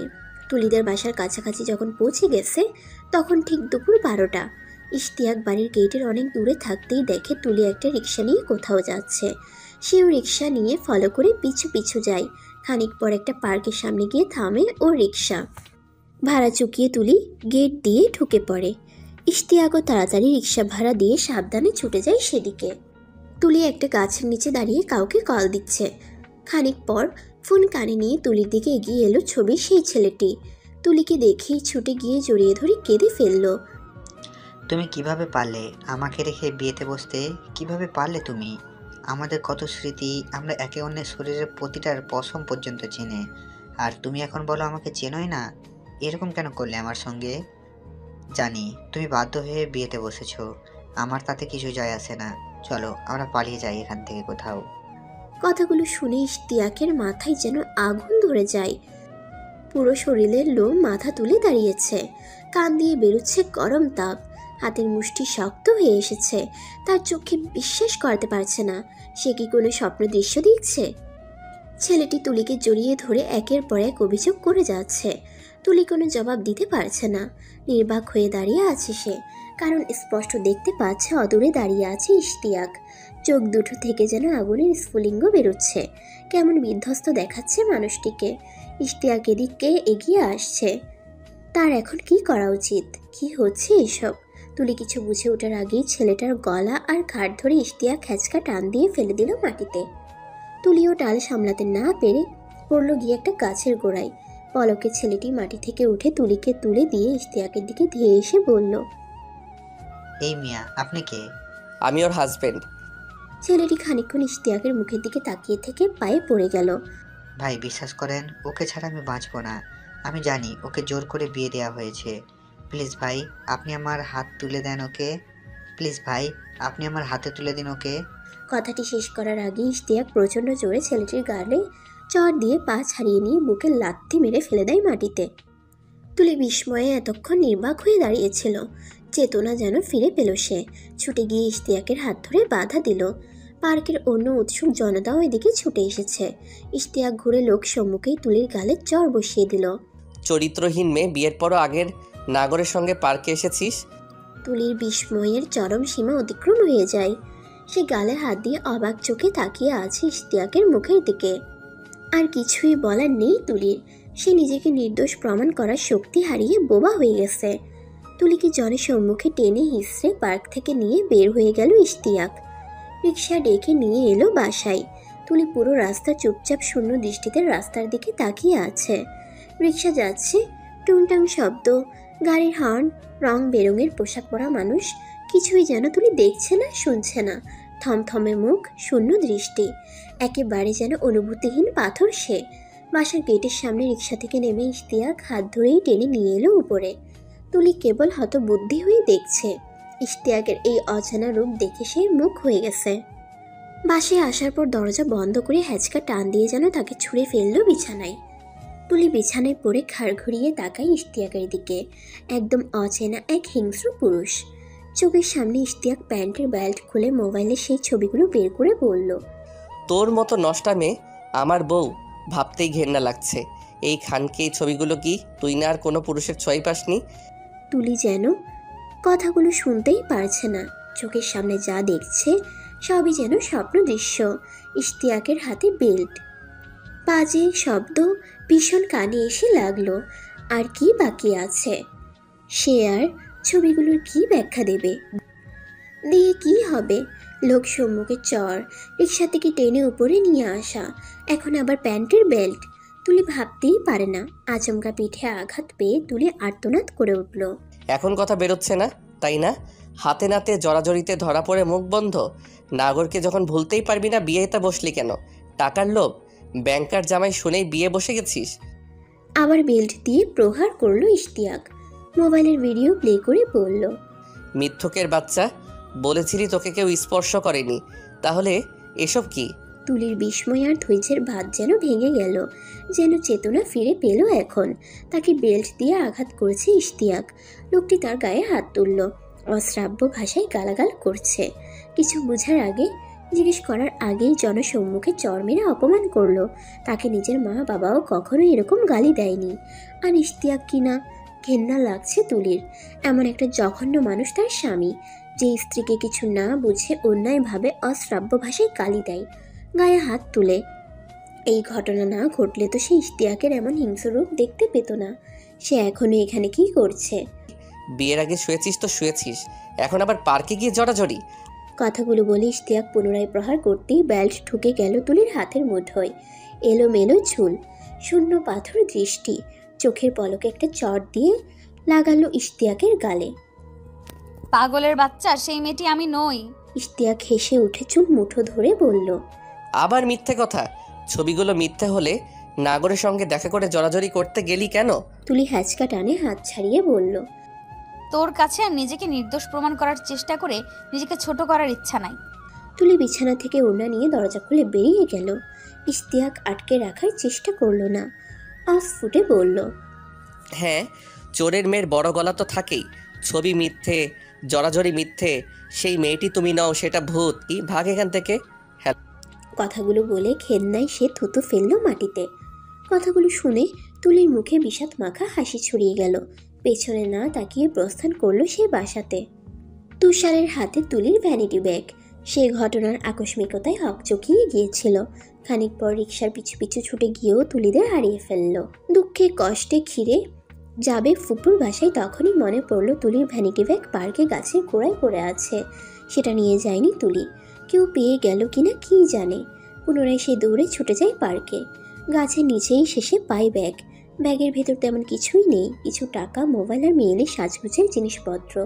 তুষার মোবাইল হাতে নিয়ে দেখেছে লক করা। এই মোবাইল সে তুলির কাছে ফিরিয়ে না দিলে কিভাবে যোগাযোগ করবে ওর সঙ্গে? এই নাম্বার ছাড়া আপাতত তার কাছে কিছুই নেই। ওর বাসার ঠিকানা সে জানে না, নাম্বারটাও খুঁজে পেয়েছে ভাগ্য গুণে। তুলি ব্যাগের খোঁজে এখানে আসবে এই আশায় সে পার্কে বেঞ্চে শুয়ে আছে। চোখে সোজা গাছের ডালে কিছু কাক বসে কর্কশ গলায় কা কা করছে। সে ভাবছে তুলির বরকে নিয়ে। লোকটা ভালো না, লোক সম্মুখে স্ত্রীর গায়ে হাত তুলেছে। টাকা পয়সা হলেই হয় না, এই সংসার ওর ছেড়ে দেওয়াই উচিত। লোকটা নিশ্চয়ই মদ গাঁজা খায়, না হলে এমন বদমেজাজি হয় নাকি? কিন্তু ওর সঙ্গে সে এখন কিভাবে যোগাযোগ করবে? মোবাইলই তো ফেলে চলে গেছে। এটা পৌঁছে যে দেবে, পাশের ঠিকানাও সে জানে না। জোহরের আজান দিচ্ছে মসজিদগুলোতে, সে তো এখনো এলো না। মোবাইলের জন্য কি মনে পড়া মাত্রই ছুটে আসার কথা না? তুষারের মোবাইল ফোন বেজে ওঠে। নাম্বার দেখে সে অবাক হয়ে অস্ফুটে বলে, স্যারের কল। রিসিভ করলো তুষার। ভয়েস শুনেই সে হাঁপ ছেড়ে বাঁচে। তোমার ভ্যানিটি ব্যাগ আমার কাছেই আছে। ও পাশ থেকে বলল, ভ্যানিটি ব্যাগ মানে? কি যা তা বলছো? আগে আমার কথা শোনো, যা করার তাড়াতাড়ি করতে হবে। তুষার নাম্বার আবার দেখে, কিছুই সে বুঝতে পারছে না। ভ্যানিটি ব্যাগ তো ওরই, তবুও সে এসবে না গিয়ে বলল, হ্যাঁ বলো, কি করতে হবে? আমি এই মুহূর্তে সিলেট শাহজালাল মাজারে আছি। খুব কষ্টে বাবার মোবাইল নিয়ে পালিয়ে এসেছি। এখানকার কিছুই আমি চিনি না, টাকা পয়সাও আমার কাছে নেই। তুমি এখনই রওনা দাও। তুষার অবাক হয়ে বলল, আশ্চর্য, তুমি সিলেট গেলে কখন? এসব এখন শোনার সময় নেই তুষার, আগে আমাকে নিতে আসো। এই মোবাইলও খুব বেশি চার্জ নেই। আমি বাড়ি থেকে কলে আসতে শুরু হবে। আমি এখনই অফ করব। তুষারের মাথায় কিছুই ঢুকছে না। সে আমতা আমতা করে বলল, সেখানে পৌঁছতে 7 থেকে 8 ঘন্টা লাগবে। সমস্যা নেই, আমি অপেক্ষা করব। কিন্তু আমাকে তো বলো, তুমি সিলেট গেলে কিভাবে? আমার সঙ্গে রসিকতা করছো নাকি? ওপাশ থেকে ঝাঁঝালো কণ্ঠ ভেসে এলো। এখন রসিকতার সময়? আমি কি বিপদে আছি তুমি জানো? এত কথা না বলে রওনা দেবে নাকি আমি ফিরে যাব? আচ্ছা আচ্ছা, আমি আসছি। ফোন রেখে সে কিছুই মেলাতে পারছে না। একটু আগে যে মানুষটি দেখা করেছে, সে আবার সিলেট কিভাবে যায়? কি হচ্ছে এসব? সে কি ভূত পেতনির পাল্লায় পড়েছে নাকি? এখন তার কি করা উচিত? সিলেট যাবে? সত্যি ওখানে সে কিভাবে সম্ভব? তাছাড়া ভ্যানিটি ব্যাগ কি করবে এখন? আচ্ছা, কোনোভাবে কি এই দুজন মানুষ আলাদা? তুষারের মাথা এলোমেলো হয়ে যাচ্ছে। সে আর কিছু ভাবতে চায় না। এখন সোজা বাসায় যাবে। রেডি হয়ে তাড়াতাড়ি বের হতে হবে সিলেটের উদ্দেশ্যে। সে বাসায় গিয়ে ফুপুকে বুঝিয়ে রেডি হয়ে বের হতে হতে 3টা হয়ে গেছে। সায়দাবাদ থেকে সে বাসে উঠল 3:30টায়। বাস ছেড়ে দিয়েছে। তখনই মনে পড়ল ওর ভ্যানিটি ব্যাগ বাসায় ফেলে চলে এসেছে। ওকে একটা কল কি দেবে? মোবাইল বন্ধ করে ফেলবে বলেছিল। তবুও তুষার কল দিল। রিং হচ্ছে। হ্যালো? হ্যাঁ, আমি বাসে আছি এখন। আসবো? আসলেই তুমি সিলেটে? এরকম কথা বলছো কেন? কয়বার বলবো আমি সিলেট? আর ফোনে চার্জ নেই। আমি অফ করে দিচ্ছি এখন। তুমি সোজা মাজারে আসবে। আমার এই নাম্বারে টাকা দিও পারলে, তাহলে আমি নিজেই মোবাইল অন করে কল করব। আচ্ছা ঠিক আছে, কিন্তু আমি ভ্যানিটি ব্যাগ বাসায় ফেলে এসেছি। কিন্তু যে আমার সঙ্গে দেখা করেছে সে মেয়েটি তুমি হলে তো এখন সিলেটে থাকার কথা না। তাহলে ভ্যানিটি ব্যাগ নিয়ে যাবোই বা কেন? আরে ধুর, তোমার কিসের ভ্যানিটি ব্যাগ আর সেই মেয়ে? কি আবল তাবল বকছো? আচ্ছা আচ্ছা, আমি আসি, তারপর সব বলছি। হুসনা বেগম তুলির দরজায় ডাকাডাকি করছেন। কি হয়েছে বলবি তো তুলি? সে যে এসে দরজা বন্ধ করে ভিতরে আছিস, আর তো বেরিয়ে হচ্ছিস না। তুলি ভেতর থেকে বলল, কিছুই হয়নি মা, আমি ঠিক আছি। সেই কখন থেকে তো বলছিস ঠিক আছিস, কিন্তু দেখে তো মনে হয়েছে কিছু একটা সমস্যা আছে রে মা। কাজের মেয়েটি বলল, আন্টি, আপারে হাতে ব্যাগও ছিল না আসার সময়ে। হ্যাঁ, বের হয়েছিল হাতে ভ্যানিটি ব্যাগ নিয়ে। তিনি আবার ডাকলেন, তুলি, তোকে ছিনতাইকারী ধরেছিল নাকি? ও পাশ থেকে কোনো জবাবই এলো না। রহিমা, দেখ তো আমার মোবাইল কোথায়? তুলির নাম্বারে কল দিয়ে দেখি। রহিমা গিয়ে মোবাইল নিয়ে এলো। তিনি তুলির নাম্বারে অনেকগুলো কল দিলেন। রিং হচ্ছে কিন্তু কেউ রিসিভ করছে না। রহিমা কান লাগিয়ে দেখে এসে বলল, আপারে রুমের কোনো রিংও হয় নাই আন্টি, তাহলে আপারে ছিনতাইকারী ধরছে মনে হয়। হুসনা বেগম আবার ডাকতে লাগলেন, দরজা খুলতো মা, কি হয়েছে তোর? তুলি দরজা খুলে দিয়ে বিছানে গিয়ে উপর হয়ে শুয়ে কাঁদতে লাগলো। হুসনা বেগম গিয়ে তুলির পাশে বসে আতকে উঠলেন। ওর ঘাড় নিচে এটা কিসের দাগ? কি হয়েছে তুলির? কি হয়েছে মা, কাঁদছিস কেন? তোর পিঠে কিসের দাগ? আর মোবাইল কোথায় ফেলে এসেছিস? তুলি উঠে মাকে জড়িয়ে ধরে কাঁদতে কাঁদতে বলল, আমি আর ওই পশুর কাছে ফিরে যাব না মা, আমি তোমাদের সঙ্গেই থাকবো। তোমরা ডিভোর্সের ব্যবস্থা করো। হুসনা বেগম মেয়ের কথা শুনে বিস্মিত হয়ে গেলেন। সে বের হয়ে গেল একটা কাজে। হুট করে ইশতিয়াককে পেল কোথায়? আর ওর সঙ্গেই বা কি হয়েছে? তিনি মেয়ের মাথায় হাত বুলিয়ে দিয়ে বললেন, কি হয়েছে বল তো মা। তুলি কিছুই বলতে পারছে না। মায়ের বুকে মুখ গুজে শুয়ে কেবলই কেঁদে যাচ্ছে। ওনার চোয়াল শক্ত হয়ে গেল। এই মেয়েটির মুখের দিকে তাকিয়েই তারা বেঁচে আছেন। ও ছাড়া তাদের আর কে আছে? মেয়েটি যদি সুখী না হয় তাহলে এই বিয়ে সংসার দিয়ে কি হবে? তিনি মেয়েকে শীতল গলায় বললেন, মা কি হয়েছে বলতো? তোর ঘাড়ের নিচে কিসের দাগ? দেখি কামিজ তুলতো। কিছু না মা, এগুলো। তিনি নিজেই কামিজ তুলে দেখে বিস্মিত হয়ে গেলেন। ওর পিঠে অনেকগুলো মারের দাগ। কে মারলো তাদের মেয়েকে, যাকে তারা ফুলের টোকাও দেননি কখনো? ইশতিয়াক। কিন্তু ইশতিয়াককে তুলে এখন পেল কোথায়? আর কেনই বা মারবে সে? মারার মতো কি কারণ থাকতে পারে? তারা তো এটা বরদাস্ত করবেন না। কত বড় সাহস! তাদের মেয়ের গায়ে হাত দেয়। তিনি তুলির মাথা টেনে তুলে বললেন, কে তোকে এমন করেছে বল তো মা, সব বল আমাকে। তুলি আস্তে আস্তে মাকে সব বলতে শুরু করে। ইশতিয়াক ব্যালকনিতে চেয়ার নিয়ে বসে একের পর এক সিগারেট টানছে।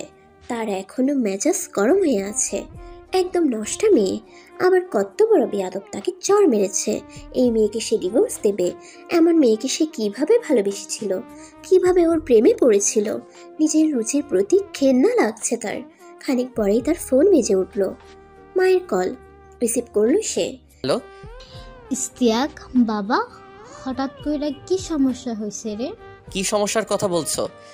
তুলির মা কল দিয়েছে না, তুই কিনা তুলির গায়ে হাত তুলেছিস। এটা তুই কি করলি বাবা? মেয়েটা নাকি তাদেরকে কারণ কিছুই বলছে না, এখন সে শুধু ডিভোর্স চায়। ইশতিয়াক রোদে বসা থেকে দাঁড়িয়ে গেল। সে আবার ডিভোর্স চাইবে কি? আমি তাকে ডিভোর্স দেব, আর চাইবেই তো ডিভোর্স। কোন মুখের সংসার করবে নষ্টা মাইয়া? বাবা মাথা ঠান্ডা কর, সংসার করতে গেলে অনেক ঝামেলাই হয়, তাই বলে গালাগাল দিতে হয় না, গায়ে হাত তুলতে হয় না, ডিভোর্স দিতে হয় না। তোর বাবা তুলির মাকে বলেছেন এখন এই ডিভোর্স না করে তোদের দুজনকে নিয়ে আগে বসতে। কি হয়েছে সব কিছু আগে আমরা বুঝি, এর আগ পর্যন্ত মেয়ে ওর মা বাবার কাছে থাকুক। এত বোঝাবুঝির কিছু নাই মা, এই মেয়ের সঙ্গে সংসার করতে পারবো না। তুই কোনো মেয়ের সাথেই সংসার করতে পারবি না ইশতিয়াক, এই ভালো মেয়ে তাই এতদিন থেকেছে। তুলি ভালো শুনে ওকে অশ্রাব্য ভাষায় গালাগাল শুরু করলো ইশতিয়াক। তার বাবা মোবাইল নিয়ে বললেন, হ্যালো, আমার কথা শোন। হ্যাঁ বলো, কি বলবা? তোর সংসার করা লাগবে না, মেয়ে তো এখন মায়ের কাছে আছেই।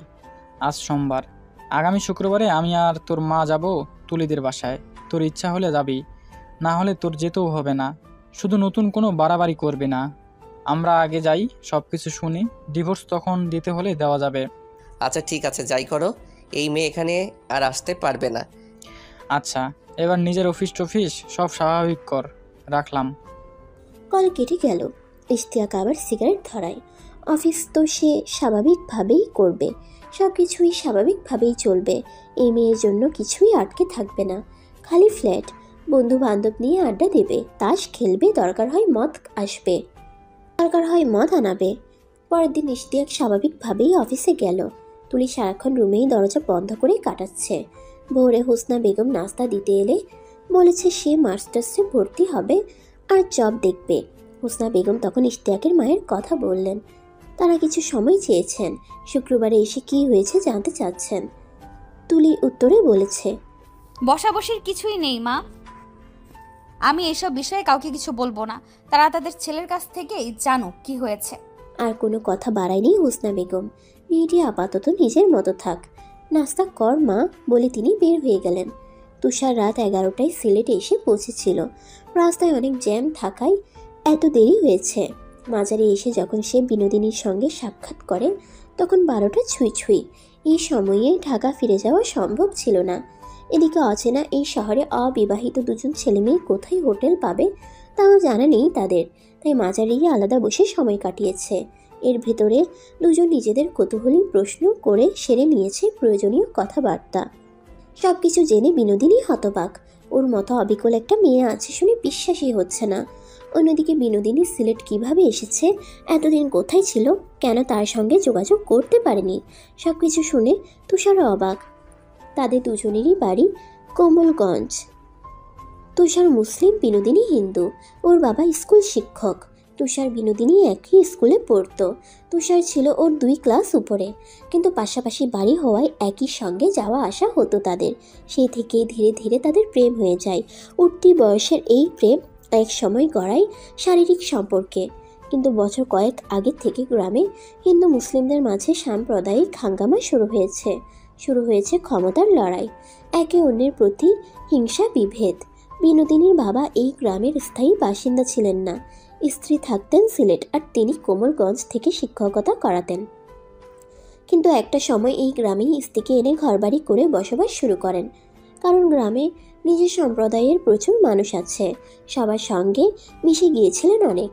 কয়েক বছর থেকে হিন্দু মুসলিম ছেলে মেয়েদের প্রেম নিয়ে 2 ধর্মাবলম্বী লোকই বিরক্ত। এসব নিয়ে কিছুদিন পর পর দুই গোত্রে ঝামেলা হয়, বিচার আচার হয়। তাই যখন তুষার আর বিনোদিনীর বিষয় ছড়িয়ে পড়ে এবং তুষার বাড়াবাড়ি শুরু করে, তখনই হিন্দু সম্প্রদায়ের লোক বসে সিদ্ধান্ত নেয় তারা এখন থেকে এসব মিলেমিশে প্রতিরোধ করবেন। কিছুদিন পর পর প্রেম করে মেয়েরা মুসলমান হবে, এগুলো আর মানা যায় না। বিনোদিনী হঠাৎ পালিয়ে যেতে পারে, এই ভয়ে তারা মাস্টারকে ডেকে বললেন মেয়েকে নিয়ে কোথাও চলে যেতে।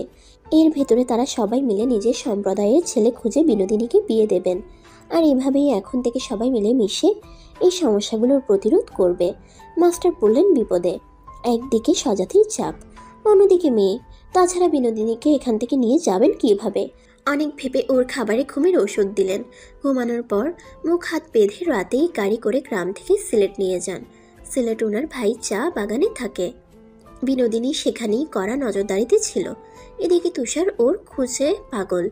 বিনোদিনীর কোনো খোঁজ নেই, পাগল হয়ে ঘুরে। মুসলিম সম্প্রদায়ের লোকও হিন্দু মুসলিম ছেলেমেয়েদের এসব বিব্রতকর পরিস্থিতি নিয়ে বিরক্ত। তাই তুষারের বাবার কাছে নানান কথা আসতে লাগলো। তিনি অনেক ভেবে সিদ্ধান্ত নিলেন ছেলেকে আপাতত গ্রামে রাখবেন না, তাই ফুপুর বাসায় পাঠিয়ে দিলেন। এলাকায় কখন কোন ঝামেলায় জড়াবে বলা যায় না। শোনা যাচ্ছে মাস্টারের পরিবারের কাউকেও খুঁজে পাওয়া যাচ্ছে না। পরিবারের সিদ্ধান্ত অনুযায়ী তুষার ঢাকা ফুপুর বাসায় ওঠে।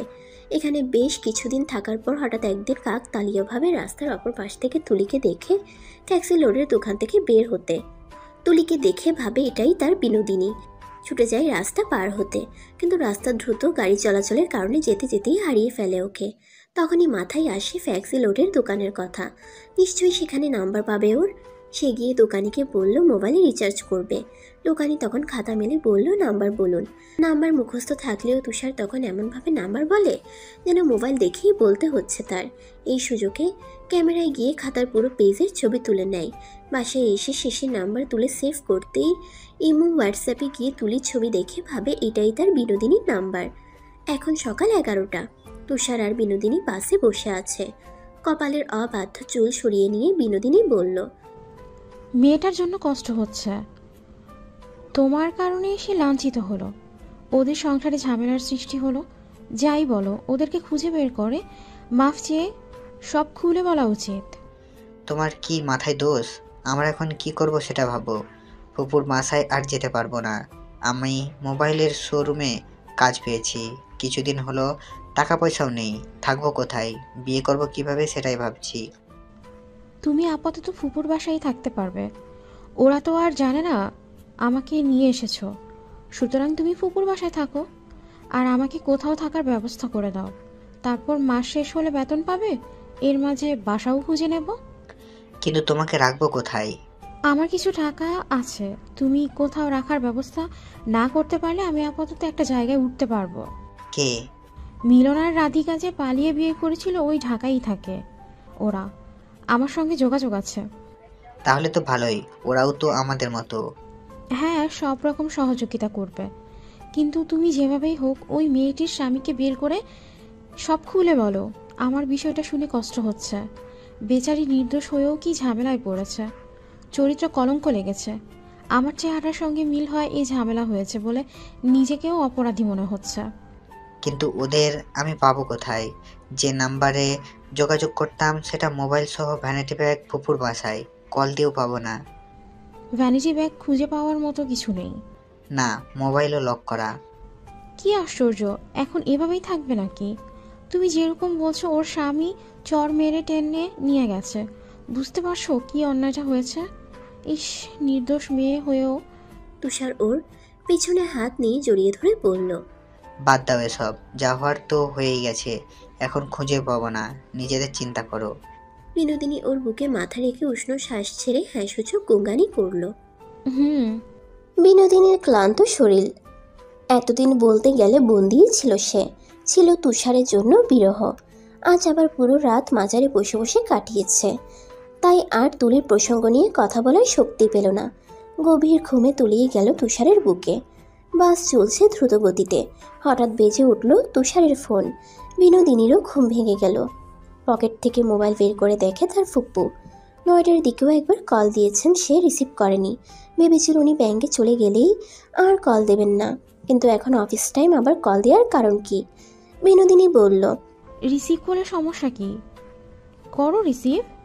তুষার কল রিসিভ করে। হ্যালো কে রে, তুই কোথায়? কল রিসিভ করছিস না কেন? ফুপু, খেয়াল করিনি, আর এখন আমি বাসেই আছি। আচ্ছা আগে এটা বল, তুই যে রুমে ঘুমাস সেখানে বিছানায় একটা ভ্যানিটি ব্যাগ দেখলাম, সেটা কার?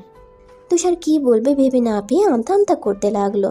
তখন ফুপু আবার বললেন, ওই ব্যাগ খুলে একটা মোবাইল পেলাম, মোবাইল লক করা, কিন্তু ক্লিক করতেই ডিসপ্লেতে আমার কলিগ ইস্তিয়াক আর একটা মেয়ের ছবি দেখলাম, হয়তো ওনার স্ত্রী।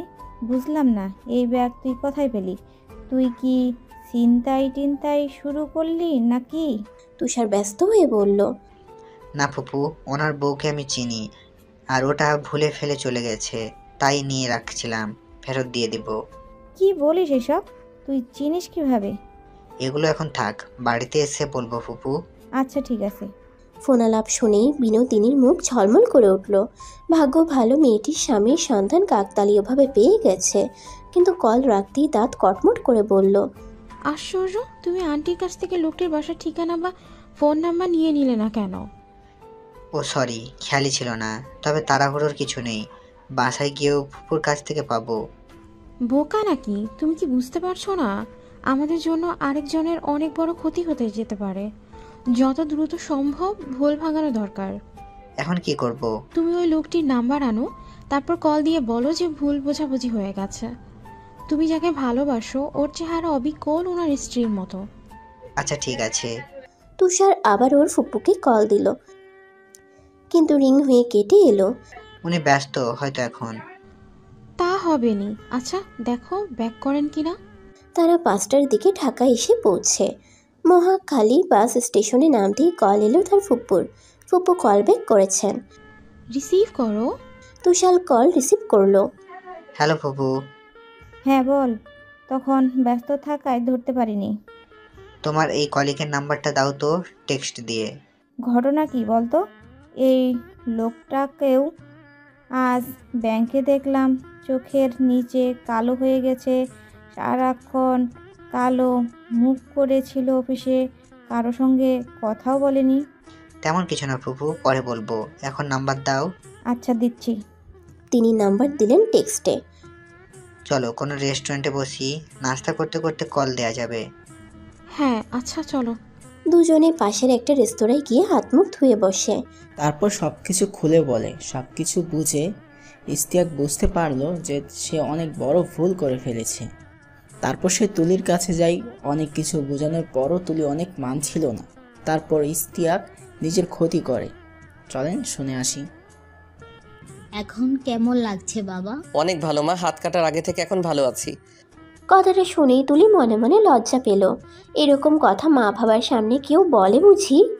ওরা সবাই কথা বলে বের হয়ে গেলেন। তুলি ঠাই দাঁড়িয়ে আছে, থুতনি বুকের সঙ্গে লাগিয়ে মেঝেতে চোখ। ভীষণ লজ্জা লাগছে। আমি তো উঠতে পারবো না। কোনো সমস্যা না থাকলে চেয়ার টেনে পাশে এসে বসো। সমস্যা থাকবে কেন? ইশতিয়াক মুচকি এসে বলল, কোনো সমস্যা নেই। বাম হাত কাটায় সত্যি ভালো হয়েছে তাহলে। বাজে কথা একদম বলবেন না, আপনি হাত কেটে ঠিক করেননি। আচ্ছা তুমি তো আগে পাশে এসে বসো। তুলি গিয়ে পাশে বসে ওর কপালে হাত রেখে বলল, সরি। তুমি সরি বলছো কেন? তুলির চোখে জল টলমল করছে। এমনি।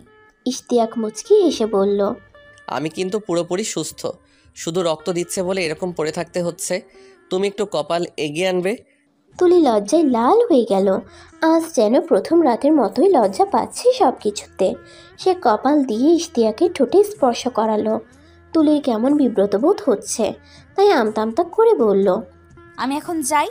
না, আমি একা শুয়ে থেকে কি করব, তুমি থাকো। আচ্ছা। বিনোদিনী, দেখলাম মা ডাকে আম্মুকে, তোমাকে ডাকে আপু আপু মনে হচ্ছিল যেন তোমাদের পরিবারের কেউ। তুলি মুচকি এসে বলল, হ্যাঁ, সে আমার আপন বোন, ছোটবেলায় হারিয়ে গিয়েছিল, ওর নাম কলি।